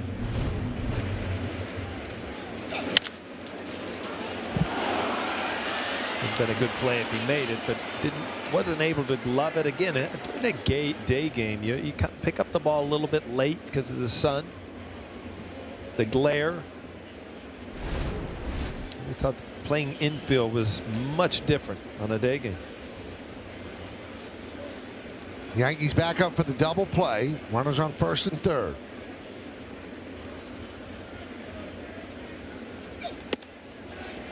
And a strike.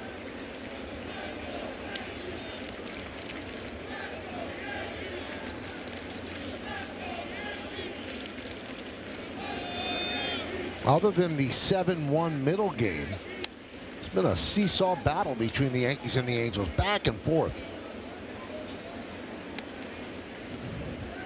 So Fried getting knocked out with one out here in the sixth. Is his first start this year going fewer than 6 1/3 innings. And it's his first start allowing more than 3 runs. Blocked there by Escara.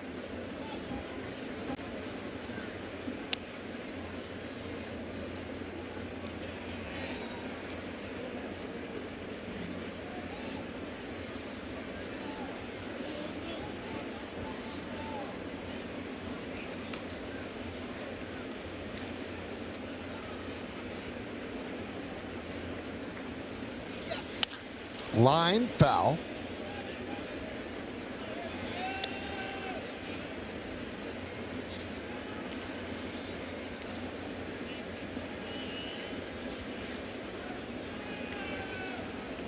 The double by Peraza was the first run scored not via the home run, and then followed by Grissom's single, another one. Great pitch as Shawnow kind of waves through it for strike 3. Yeah, he had hung a couple split fingers, and this is his true split finger. Watch the movement down and away right at the end. Unhittable when he can throw that good.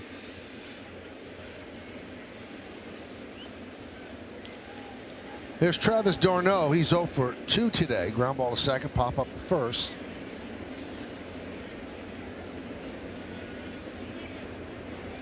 Peraza at third. Grissom is at first.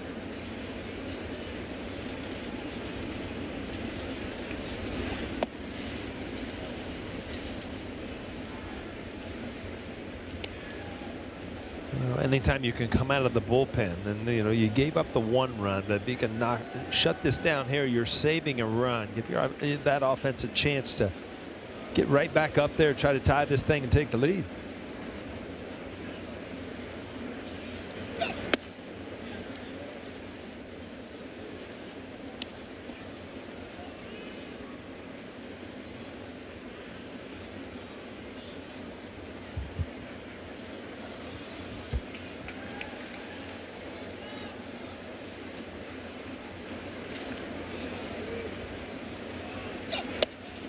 And that just hit the outside corner. 2-1.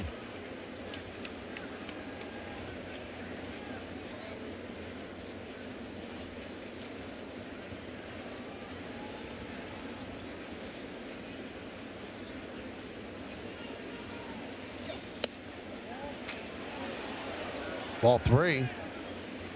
His money pitch is that nasty splitter, but you have to be wary because you're putting all your trust in a scar to block it. Runner at third base, that's another run if it gets by. But he needs that pitch to be thrown. That's his out pitch.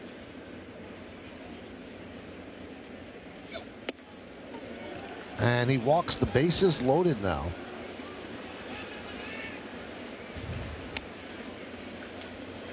Well, there's a couple pitchers. It's all about location. Cruz, one of them. I mean, if he's in the strike zone, he can be extremely successful. And you've seen a ton of strikeouts on that split finger if he gets to that point with 2 strikes. Angels, since he's come into this series, have taken that pitch a lot.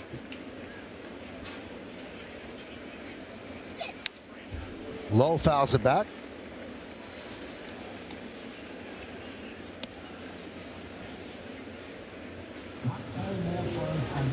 Well, Low much better against right-handed pitchers. 178 against lefties, and it was nearly 270 against righties. So totally different hitter. Good splitty there. 0-2. Yeah, this is you don't mess around here, Michael, and don't try to throw the perfect one and bounce it to the screen. You know, you can't waste pitches here. You don't want to allow Low to get back into this count.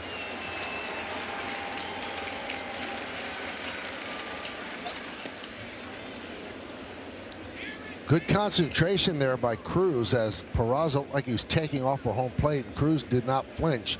He's trying to get him to flinch, which would be a balk, and that would get a run home. Rosario's way off the bag at third, so Peraza can roam free. Javilli is warming up for the Yanks. Pop foul. Giving it a look is Rice. Way back in the seats. 4 runs on 4 hits for the Angels. 3 runs, 5 hits for the Yankees. Top of the 6th inning here at the stadium. Hey, you really don't see Cruz going away from that split finger. Now that you've got 2 strikes, you've seen a couple in a row, and another one.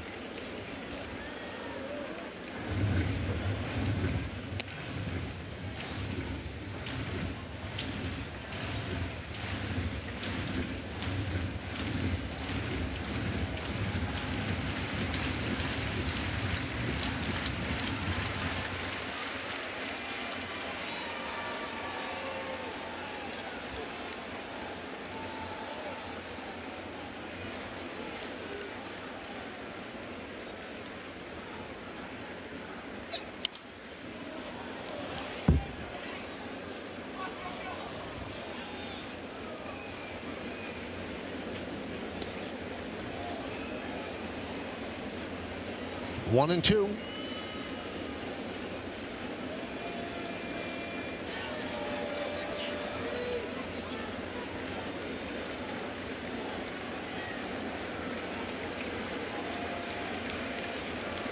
And the righty deals. Another foul ball.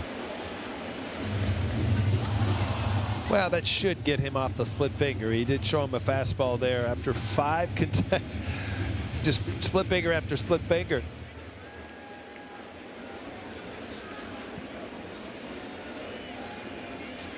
This will be the 8th pitch.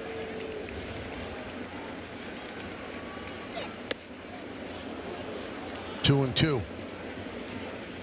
That was a splitter that got away. Bases loaded with Angels.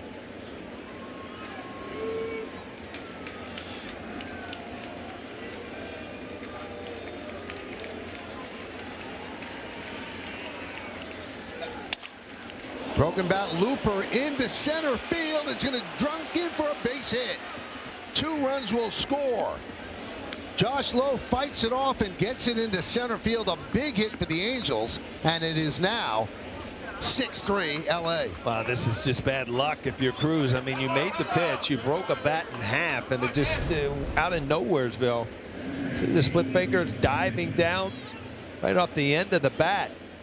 Just dunked it into center field. There's no way to defend things like this. You just got to kind of shake your head and say, hopefully our offense can get us back in this.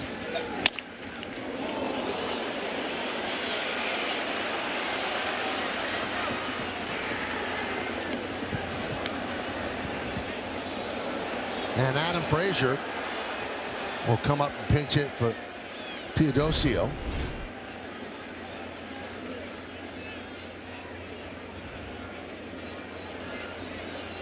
Four runs in the sixth inning. First and second, 2 outs. And there's a strike to Frazier. 9th batter to come to the plate for the Angels.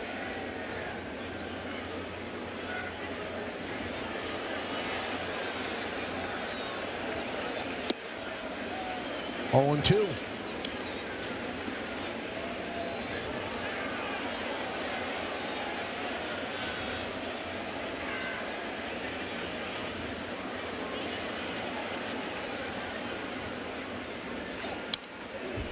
Foul bat.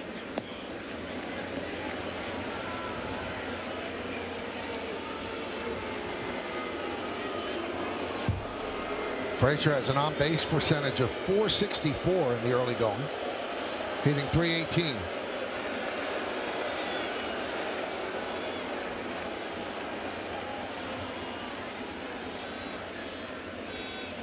Swing and a miss, got him. But the Angels get 4 big runs. They leave 2 men on base who go to the bottom of the 6th.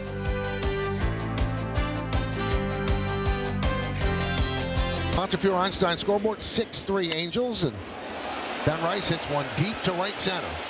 And that ball is gone into the Yankee bullpen. One pitch, he redirected it. A home run for Rice, his 5th of the year. And the Yankees now trail by 2.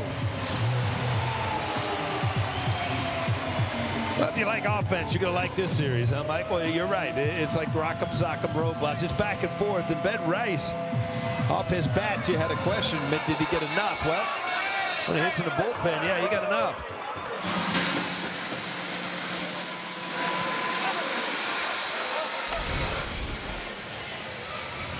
Well, breaking ball didn't run away far enough, right off the barrel. You know, you really got to be in a good spot to stay with this pitch away, breaking away from you from a lefty.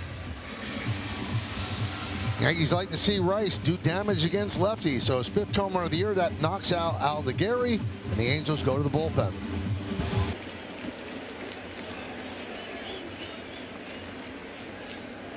One run in here in the 6th. Rosario fouls it off.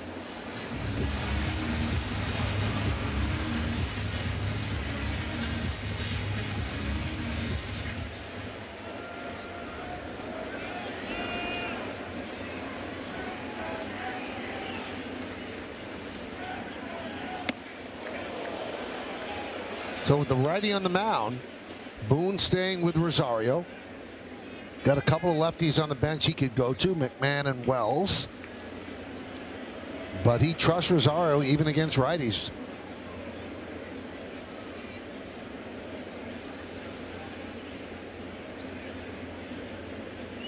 Bachman deals. Fights it off and grounds it to first. Taking himself, 1 down. Well, let's check out one of today's player props brought to you by Bet365, where winning is everything. Jazz Chisholm plus 725 to hit 1 or more home runs in this game. Well, you're getting to the point where you have to bet on Jazz, because sooner or later, one's going to happen, right? He's walked twice today, still waiting for his first home run of the year. Right field. Adele will put it away. 2 down. Well, fans go to @YesNetwork on Yes on X and vote for the Montefiore Einstein Player of the Week. Is it number 1? That man, Jose Caballero. Number 2, Trent Grisham. Or number 3, Aaron Judge. It's almost unfair when Aaron Judge is on your team to try to win some of these awards, huh?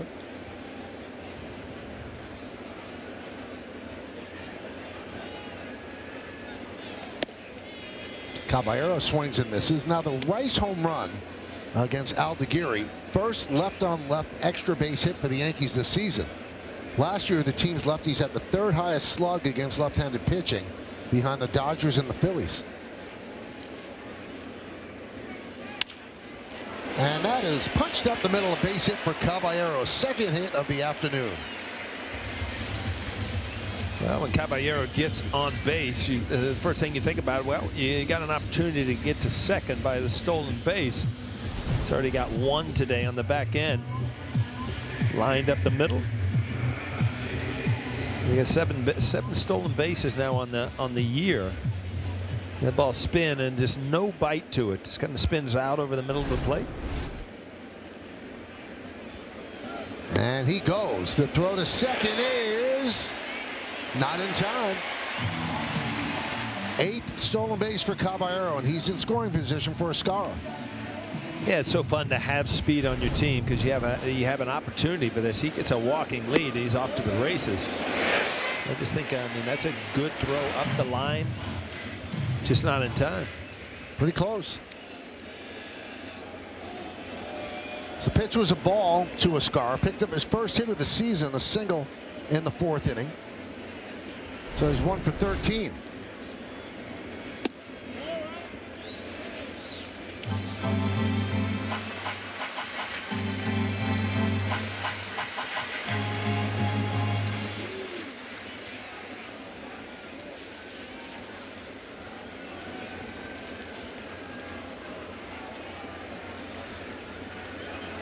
They're going to pick him off, and they got him. Oh, do they have him?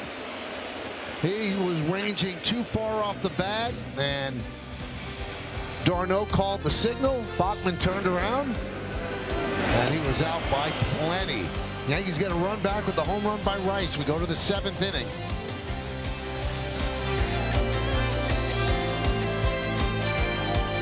From Tommy John surgery, they could add an additional 10 days if they need it. If he still needs more, Michael, they can keep adding 10 days until he feels ready to come back. But something tells me, knowing Garrett Cole, he is going to be back sooner rather than later. Thank you, Meredith. Top of the order for the Angels against the new Yankee pitcher, Angel Chavilly.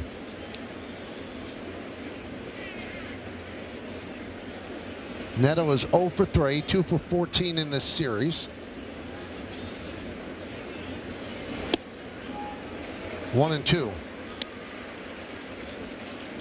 The Yankees are wanting him to throw that changeup a little bit more, and that ball just darted out of the strike zone.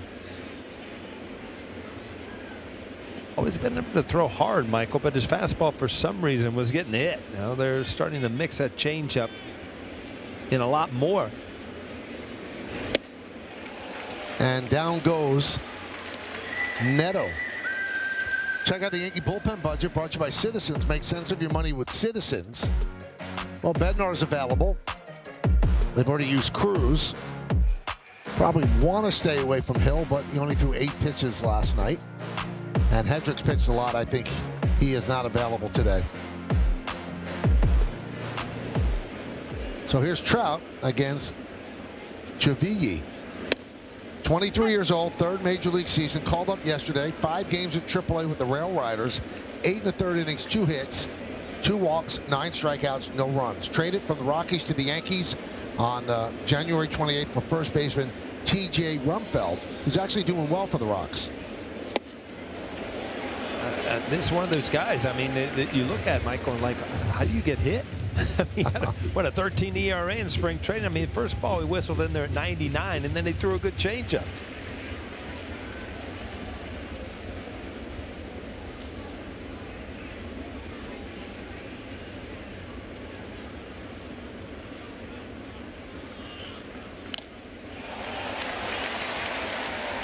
Just stays alive.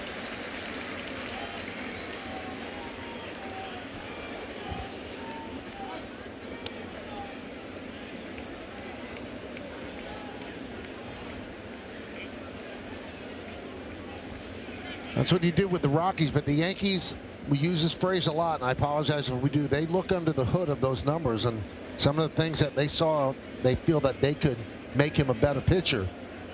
We'll see if that works out.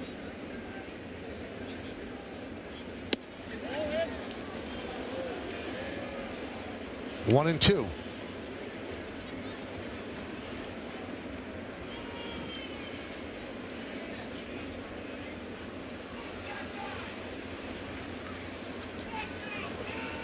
Trout's walked twice today.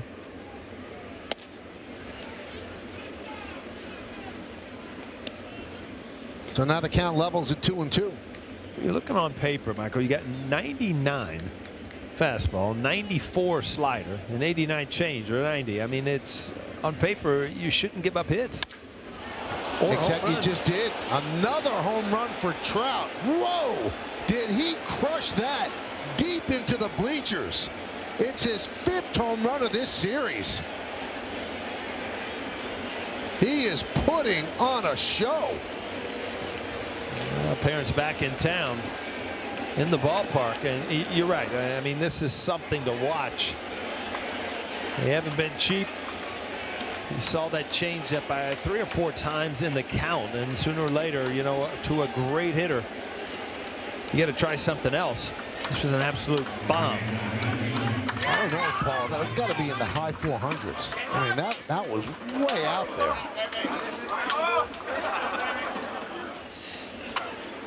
It looked like Mike Trout having fun again playing baseball, being healthy to this point.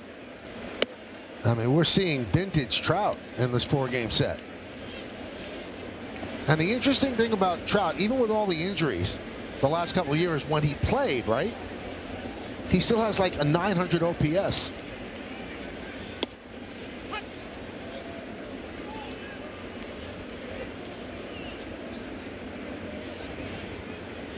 Seventh home run of the year, 5th against the Yankees in this series.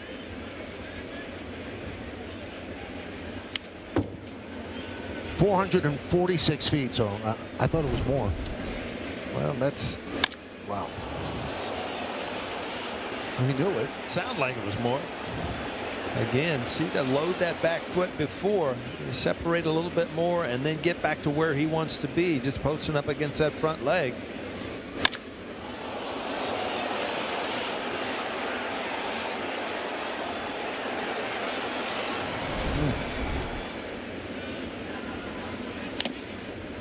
Quick note on Joe Adell. We told you about the 3 catches he made to rob home runs in one game.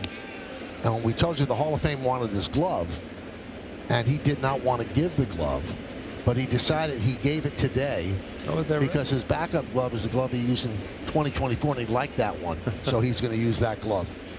And the other glove, the one he made those catches with, Cooperstown bound. Swing and a miss. You see the change-up grip, and he kind of throws it like a screwball. Really throws his hand around the baseball. It just did not get out of the strike zone. Ouch.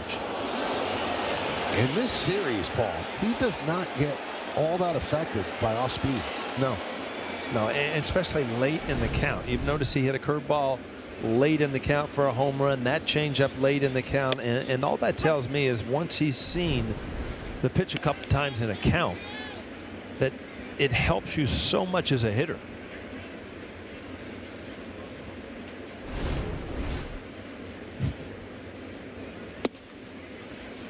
Judge probably thinking, all right, it's my turn now. All right. Well, it's been, you know, a lot of times you build up these, and obviously the importance of the game is the Yankees win or lose. But I mean, what Judge and Trout have done in this series, you just can't wait to watch them come up to the plate again.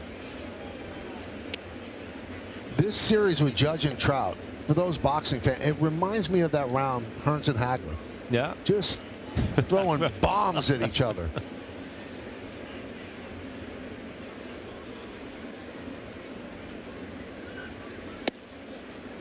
Three and one on Peraza.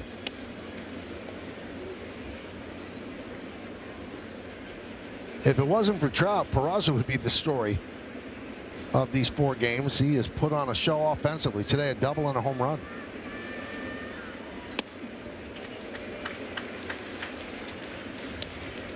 So 6 for 16 for Trout. 5 of them left the yard. 9 ribbies. Judge 5 for 16. 4 home runs and 5 runs batted in.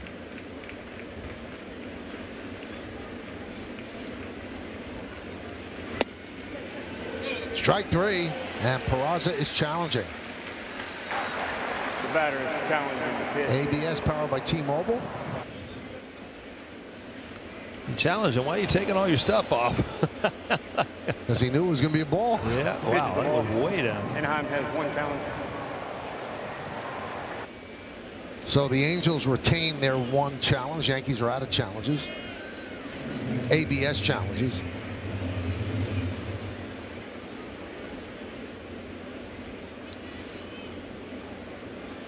Here's Grissom. 7-4 Angels.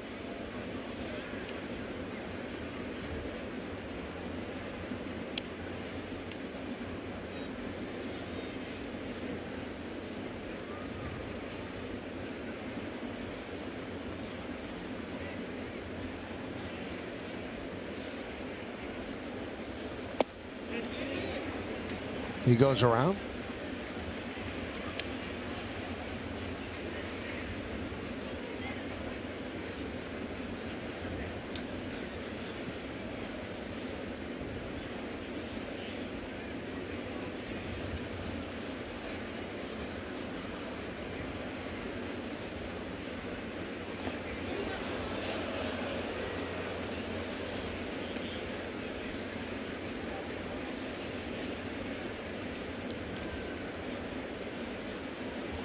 What a series for that guy, Mike Trout.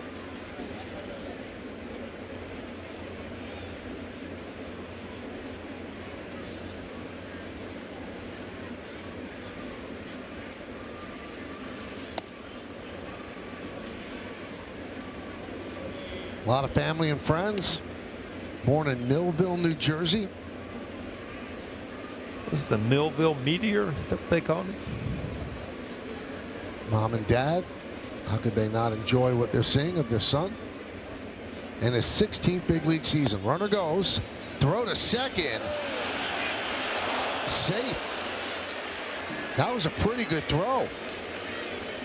And I think the umpire is saying that Jazz blocked the bag.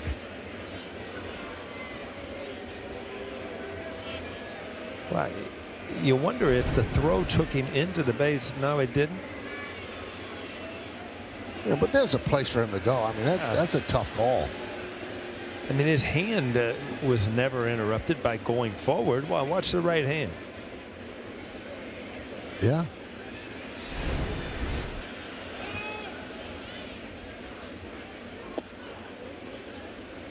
And Grissom works a walk.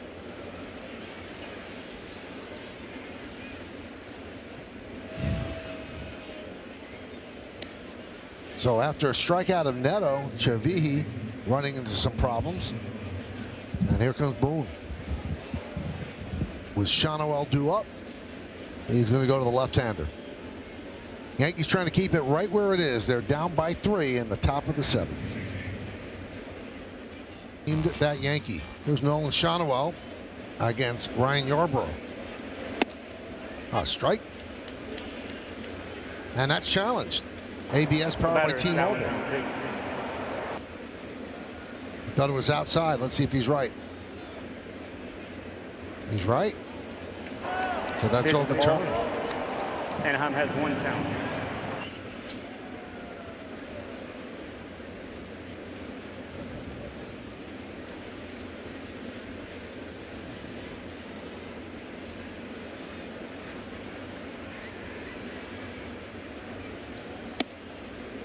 Two and 0.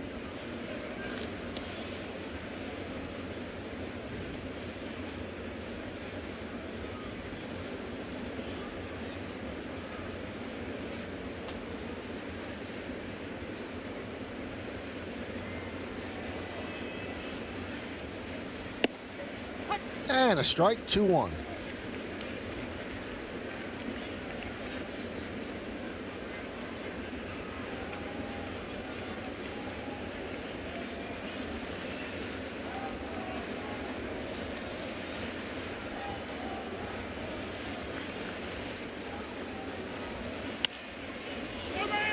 Popped up, foul territory. Rosario drifts over, makes the play, and that'll do it. But the Angels get another run. And how did they get it? They get it with Mike Trout. Another home run, his 5th of this 4-game series. So at the end of 6.5, it's time for the 7th inning stretch. Angels lead this one 7-4, but we're going to stay right here as we honor America in the Bronx.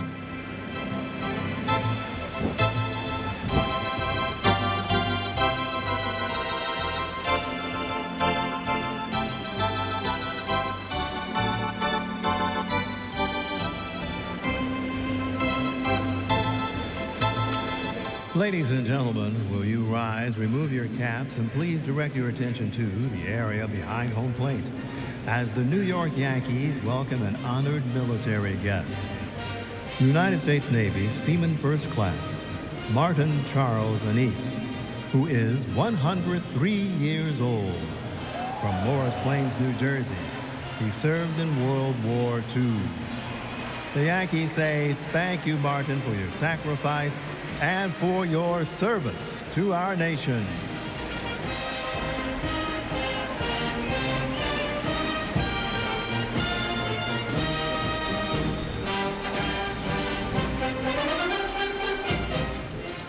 And now, ladies and gentlemen, please join us in singing along with Robert Merrill's rendition of God Bless America.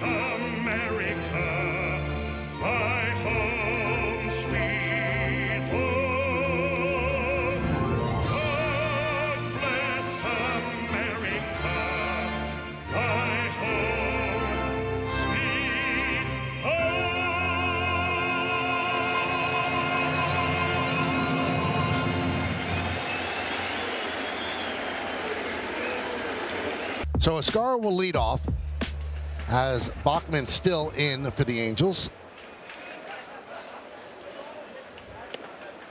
Paul, if they're up by 3 in the ninth inning, do they dare bring in Romano again? I was thinking in the middle of the game, it's going to be a bullpen game, obviously. But do you really trust Romano if you have a lead? He's given up 2 of them, and the history against the Yankees has not been good by any means. Well, Pomeranz looked so good the other day. Maybe they use Pomeranz. Right. We were talking the other day, and Pomeranz had a good 8th inning where, you had Big G leading off, but you had 2 lefties behind him where you almost questioned using him last night.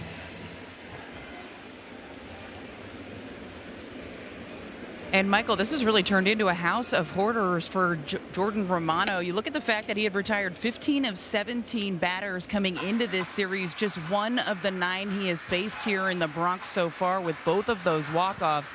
I asked Jazz Chisholm Jr. why he thinks this team has seen Romano so well, and he said a lot of these guys have faced him often. They know what to expect. It's one thing to use a traject machine and get an idea and watch video. It's a whole other thing if you're comfortable in the batter's box and you kind of know what he is going to throw and how he is going to attack you. It doesn't mean you're always going to succeed, but it gives you a certain level of comfort when you get in that box. And Paul, I think it works the other way.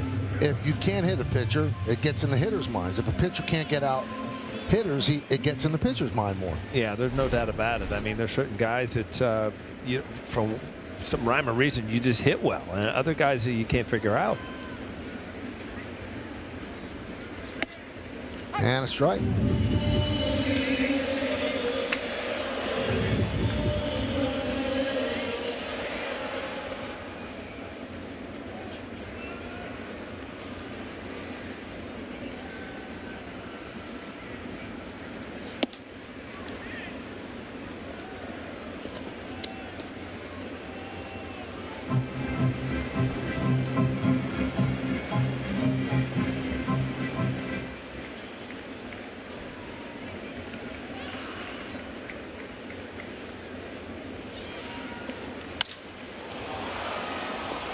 Fly ball. Frazier. Out number 2. Help America's Heroes. Donate $11 a month and amplify your impact with a car or land donation. Go to t2t.org. Well, now it's Judge's serve. Yeah, and he's in a spot in the game. Anaheim with LA with a 3-run lead that there's no reason to pitch around him, so he should get a good pitch to hit.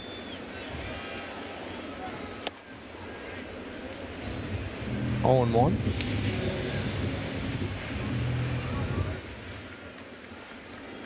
I knew I was going to do it a few times in this series, Michael. The Anaheim, I mean, it is what it is, right? It's tough.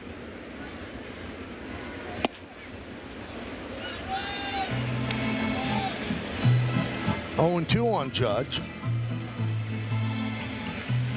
Judge, home run in the first. Leads the majors with 8 home runs. 1 for 3. 1 and 2.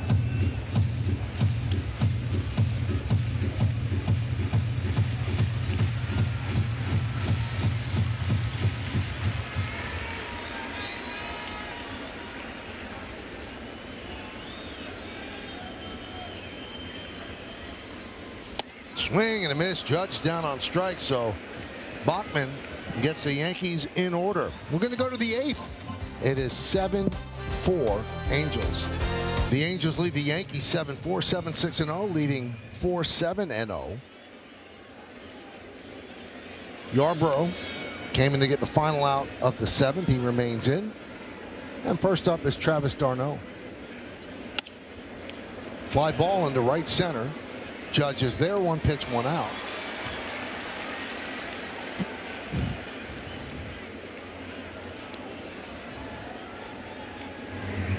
Now we've got to tell our viewers, Paul. I mean, Paul had a nickname that was given to him by the late owner of the Yankees, George Steinbrenner. Called them the Warriors. Oh my goodness, are we going there? And Paul has lived up to that today. It was a bad entrance to the ballpark today. I'm telling you, I'm not making this up. Paul has to be playing in pain. I can't even say it. I'm so shook up. You want to take it from here, Paul? You know, it's just an awkward thing. I'm walking down the tunnel. The music's blaring in the visitors' clubhouse. It's like a garage door. It's open. This is the weight room. Yeah, the weight room. Right. I thought somebody called me. And so I kind of stopped and looked back and kept walking. Well, somebody had left one of those little jump boxes out in the hall, about 2 feet. And as I stepped on it, I was like disoriented and I hit it, just gashed my leg wide open, fell to the concrete. The EMS people down there came running. Thank goodness for them. And I said, you know, I'm going to call Stevie. I'm going to call Stevie Donahue, who's going to fix me up. So I went over there and he bandaged me up. And it is what it is, Michael. It's not good fun to get old. Things just fall apart. But, I mean, it ripped your leg to such an extent you could see the bone. I mean, there was blood all over the place. There's nothing there on your shin. It's just, you know what? Well, like I said, it wasn't the finest entrance to the ballpark today. You are something else. I mean, for you to be playing through this, because I know you're in pain. It's heavily wrapped right now, but your sock is full of blood. Yeah, I feel like Kurt Schilling up here. I appreciate you rubbing my feet during the game. No, it's making me feel a lot better. Whatever you need. And it could have been worse, but you had the wherewithal to hold your hands out. Yeah, that could have got ugly. Things happen in life real quick, Mike. Yeah, you're having a great day. I really was. Had a great workout, didn't get hurt, and I can't even get to the booth. And when he walks in the booth, everybody, I said, well, you pull muscle lifting, and he goes, and he lifted, his pants up, and the whole thing is wrapped up in red and soaked with blood. Unbelievable.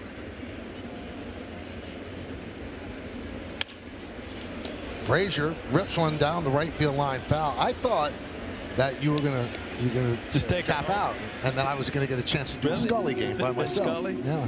So you were hoping for the no, I just wanted the best for you, Paul. Just the best for you. So if you had to go, I would have done the game alone. All right. Well, with help from Meredith, obviously. I'm glad you're okay. But wow. Hey, nothing that a nice Italian dinner won't fix tonight, right? Wow. And Frazier gets plunked. Frazier didn't even move. He's not near the pain that you're in right now. Yeah, he's still running. So Stevie Donahue, who's been here forever, actually offered Paul a painkiller. Paul said, no, I'll have a glass of wine tonight. So that'll help. Here's Neto. I hope you feel better.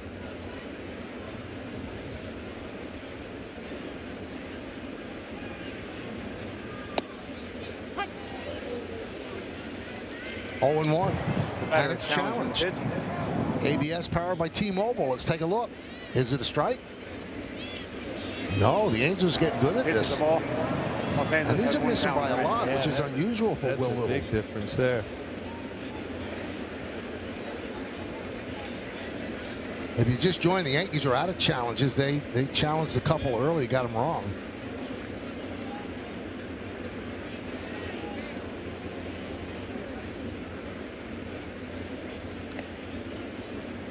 Now, one final thing about Paul's injury, there's a picture that he has on his phone of it where you can actually see the bone and all the blood. And I said, we should put that on the air. And I was shot down by everybody. No, it's people might be having an early dinner or late lunch. I said, oh, come on.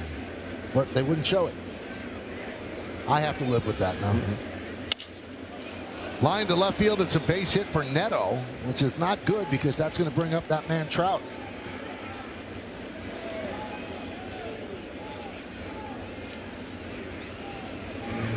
So first and second, 2 outs, and here is Mike Trout. You've watched them all series. How do you get him out, Paul? Well, I mean, you've got to pitch ahead. His long counts have been a lot of the times that, you know, he's seen all the pitches and then it ends up in the seats. So, you know, obviously you got to get ahead, and this is not a good situation. You got men on base where, you know, what do you do?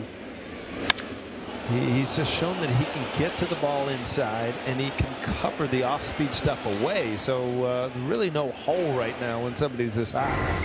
Now, I don't know if you saw that graphic. He's the first visiting player to have 5 home runs in a 4-game set since Ken Griffey in '98. Do you remember that series? Griffey hit us well, so I don't particularly remember that series, but I remember a lot of home runs that he hit against us. I actually remember an Edgar Martinez double in '95. It was even worse, though, Michael. We went home on. The Griffey thing was, what, over a 5-game span? So that was 2 different series that season. So here's Trout. 1 for 2, 2 walks.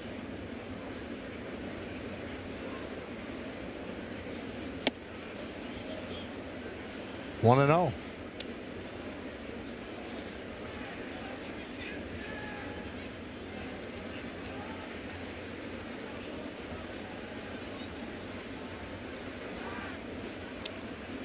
Trying to get that out at second, not have to deal with Trout.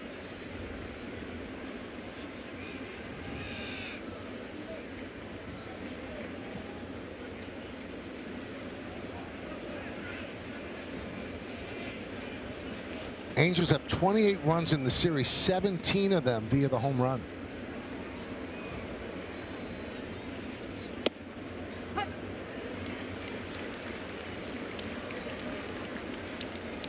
Yeah, Frazier trying to distract Yarb, and if you're Mike Trout, you got to realize you can't try to steal right here. You got 2 outs. You got Mike Trout who's hot. Let him try to drive you in.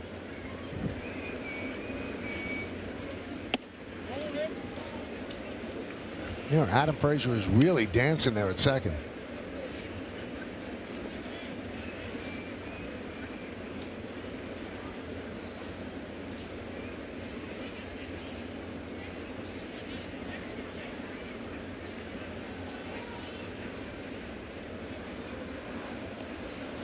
Trying to sneak behind, and they're going to call a balk because Rice wasn't there. He's going to go to the base. He has to go to the base. He has to go to the base. Well, now what they've probably done, now you can walk Trout, right? Well, you definitely are pitching him different. You either walk him. What? Yeah, you just give him the, not even throw the ball. Maybe he did it on purpose. That would be forward thinking. And he is going to get intentionally walked. So he took the bat. Yeah, see, Ben Rice Out of Trout's has hand. to go to the base there, and that ends up being a balk because he had to move. That's a play the Yankees always used to do with Tino. Andy Pettit and Tino really had a good move over there for that. So Trout intentionally walked, bases loaded, and another tough hitter in Joe Adell.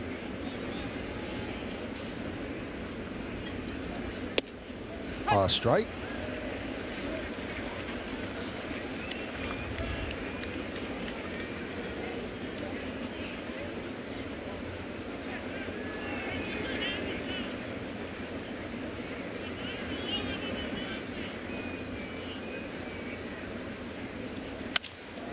Driven out to right field and deep. Going back, Judge. He's on the track at the wall. See ya. A grand slam for Adele. And it's 11-4 Angels. A big blow. Yeah, you could see this game just getting out of hand in one swing, and that's the one swing. Adele has been so good. We talked about his power and came into the game hitting 300. He's had a good series and now just got even better with a grand slam off Yarbrough. So now 32 runs for the Angels in the series, and 21 of them will be the home run. Just a fastball, but a little too up in the zone, and he just went the other way. And right-handed hitters have such an advantage. Everybody thinks about Yankee Stadium being a left-hander's paradise, but a righty, as strong as these guys are now, right-handers can use that porch just as well. So Adele now has multiple hits in 7 of his last 10 games. High fly ball left field. Bellinger puts it away, but the Angels took a big step. Yankees have a big hill to climb as Bellinger leads off here in the bottom of the 8th. Pitch outside from Bachman. Bellinger, Stanton, and Rice coming up in the bottom of the 8th.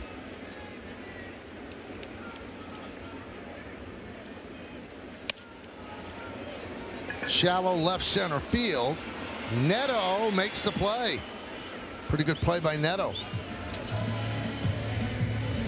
Yeah, he was really not calling it screaming, but really waving them off with his arm. And as an outfielder, that can really help, because if you wonder if the infielder can get to it, you really kind of take your eye off of him. This way, as you're coming in, that was allowing you the opportunity to just veer off because he's got it.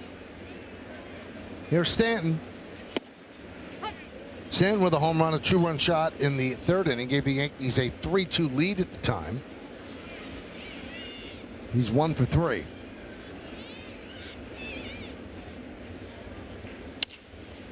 Grounded to 3rd. Peraza, 2 down.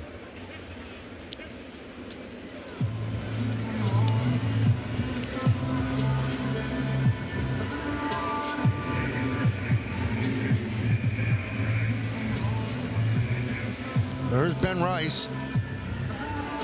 Hit a home run off of Aldegary in the 6th. It's his 5th home run of the year, 14th ribby. 1-0.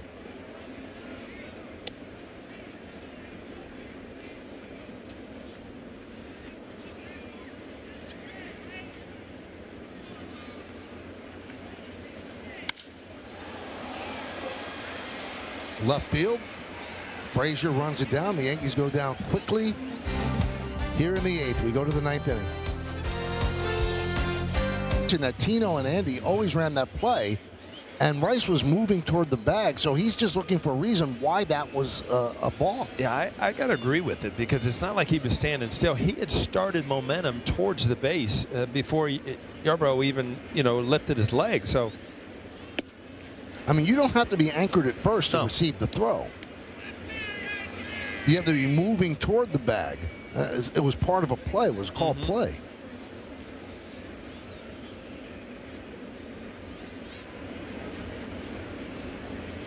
And it kind of blew up on the Yankees because they ended up intentionally walking Trout. And here's the play. You can see that's a design play as he's cutting toward first. I don't think the throw was great. Yeah, the throw made it look worse. But I kind of agree with you. I don't know exactly. The box always kind of confuses me. You just scratch your head. It's kind of an umpire's discretion on every time they lift their leg over there to go to first.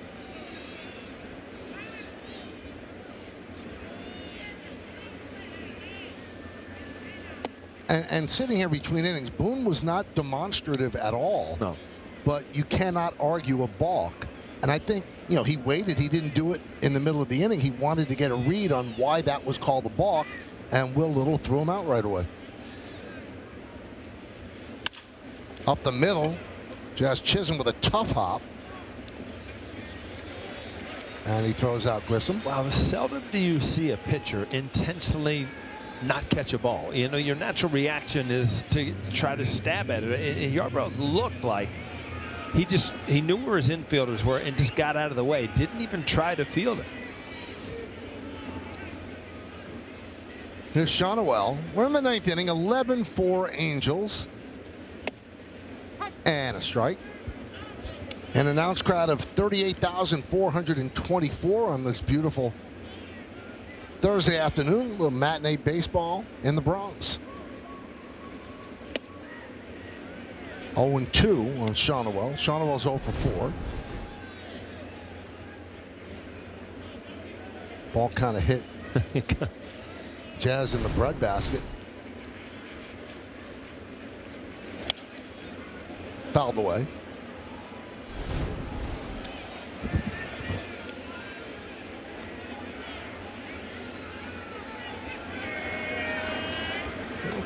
He's feeling it. It hurts.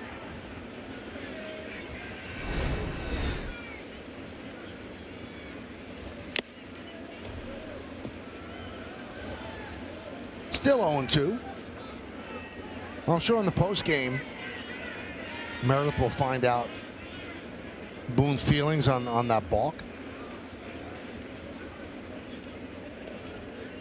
I mean, there was a distinct movement from Rice heading to first base. It's not like they caught him sleeping over there. It looked like, you know, they were trying to come in behind him. And I mean, that's not an illegal play.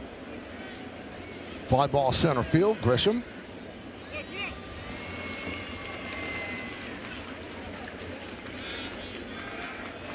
Well, we mentioned it after the final out. Get highlights, analysis, clubhouse interviews, and we'll hear from manager. Plus, a look ahead to the series with the Royals. Begins tomorrow night. That's all coming up on the WB Mason Yankees postgame.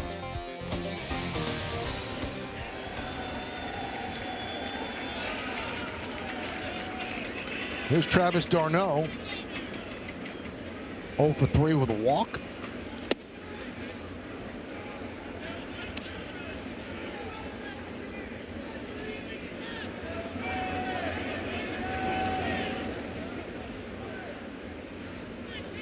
Told you yesterday, other than 4-4, the Angels have been 1-1, 2-2, 3-3, 5-5, and if they win this one, they'll be 10-10.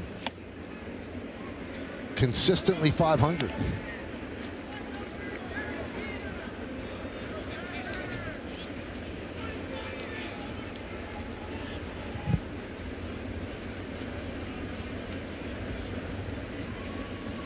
How about this stat, Paul?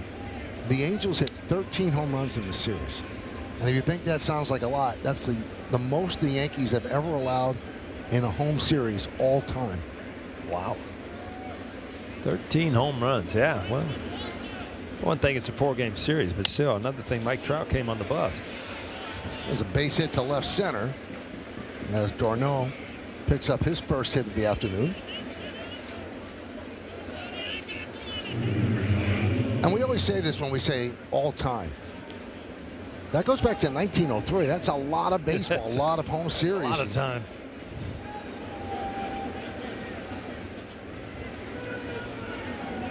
And they had allowed 3 home runs in the first 15 games of the year.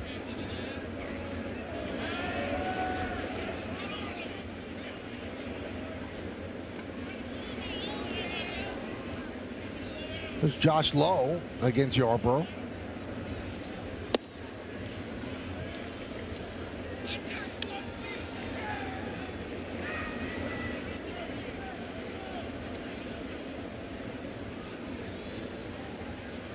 They're not holding on d'Arnaud. Fly ball, right center. Judge is there, makes the play, and that will do it. Yankees coming up in the bottom of the 9th inning. They're down by 7.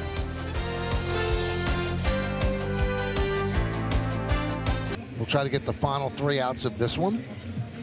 Once the Yankees rally, this is an odd stat because obviously he's pitched well. The Yankees would be 2-3 in games that Max Fried started. Now this one you could say, well, he left the runners on base, they scored. The other one's the bullpen kind of blew it. But 2-3 when your ace starts is not what you want.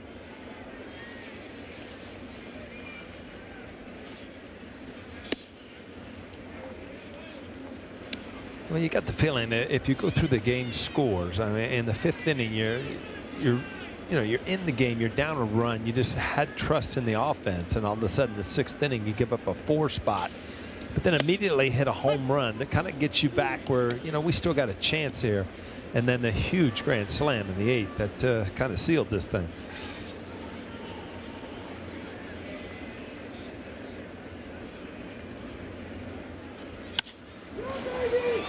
Right center field. Adele makes the play. All Yankee games on Yes are streaming live on the Gotham Sports app, included for free with your eligible TV provider subscription. Download and sign into the Gotham Sports app now and check out all the great Yankees content, including game highlights, post-game sound, and much more. Now, when the Angels get on the plane to go to Anaheim tonight, they're going to be kicking themselves, because if their bullpen had done the job, particularly Jordan Romano, they would have swept a 4-game series, and the Yankees have to feel, hey, we dodged the bullet here. They had to come back after trailing in the 9th inning in 2 of these games to get those 2 wins. So the Angels have played very, very well, except for those 2 half innings in this series. Yeah, the Yankees, I mean, are going through a time where, they lost 5 in a row coming into this series, and then all of a sudden, wins are not easy. They had to battle back and grab a couple here that they probably shouldn't have won, but they did. And now today, you're very confident with Max Fried on the hill. It didn't work out. So, you go into the next series just knowing that you're going to have to battle every single day to get through this. 1-2. Soft ground ball off the bat of Jazz. Peraza makes the play, and the Yankees are down to their final out in the bottom of the 9th.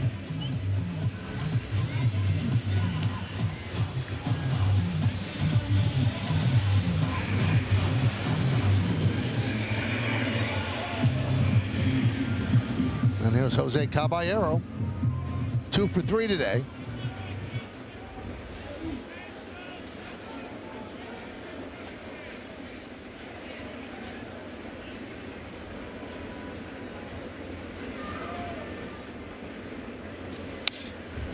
Foul back. 0-1. So Judge's home run in the 1st inning was his 376th career home run. That ties Carlton Fisk for 80th place on the all-time home run list. Judge is going to be passing a lot of people this year and the next couple of years. 8 home runs on the season, which leads the majors.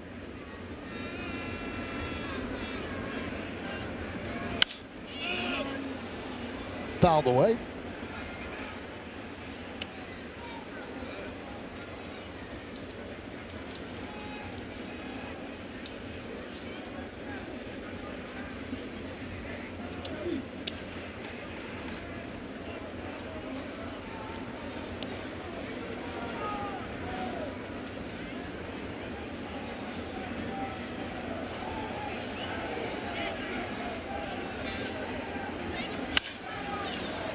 And they're still alive as Caballero picks up his 3rd hit of the afternoon. So he started slowly, and he's starting to pick it up now. Yeah, he kind of turned the corner in Tampa. We talked earlier in the game, but he is just continually having good at-bats now, hitting the ball solid.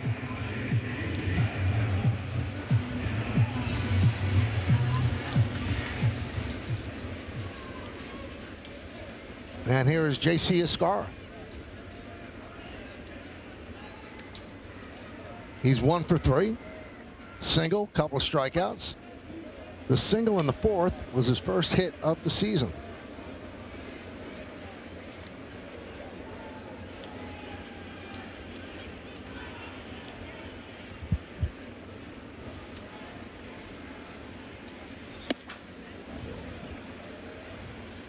One and one.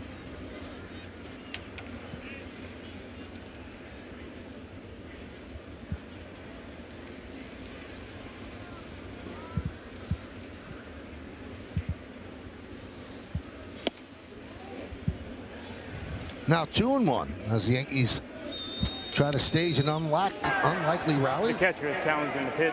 Well, that was called the ball, and Darno challenging again. ABS powered by T-Mobile. The pitch is a strike. And boy, they're having a good day with the challenge. So that flips the count now to 1-2.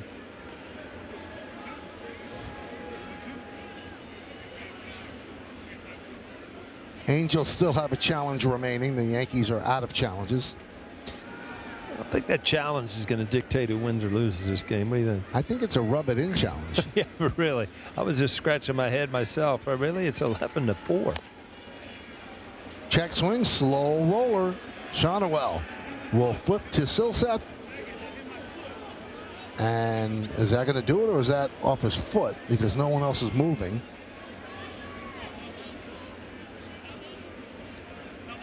So Little is asking Barksdale, so he says a foul ball. Oh, yep, off his toes.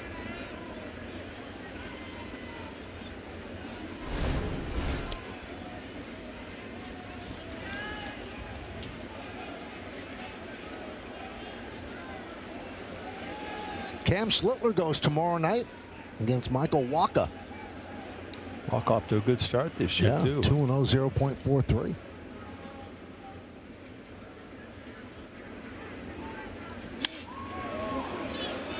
Fouled away.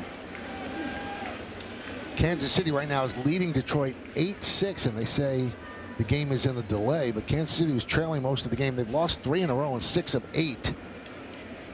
But they do lead Detroit right now. 1-2. Swing and a miss, and that will do it. A very strange 4-game set where the Yankees came back twice in the bottom of the 9th inning. That man put on a show with 5 home runs in 4 games, leading the Angels to a split of the 4, and today they win 11-4. We'll be back.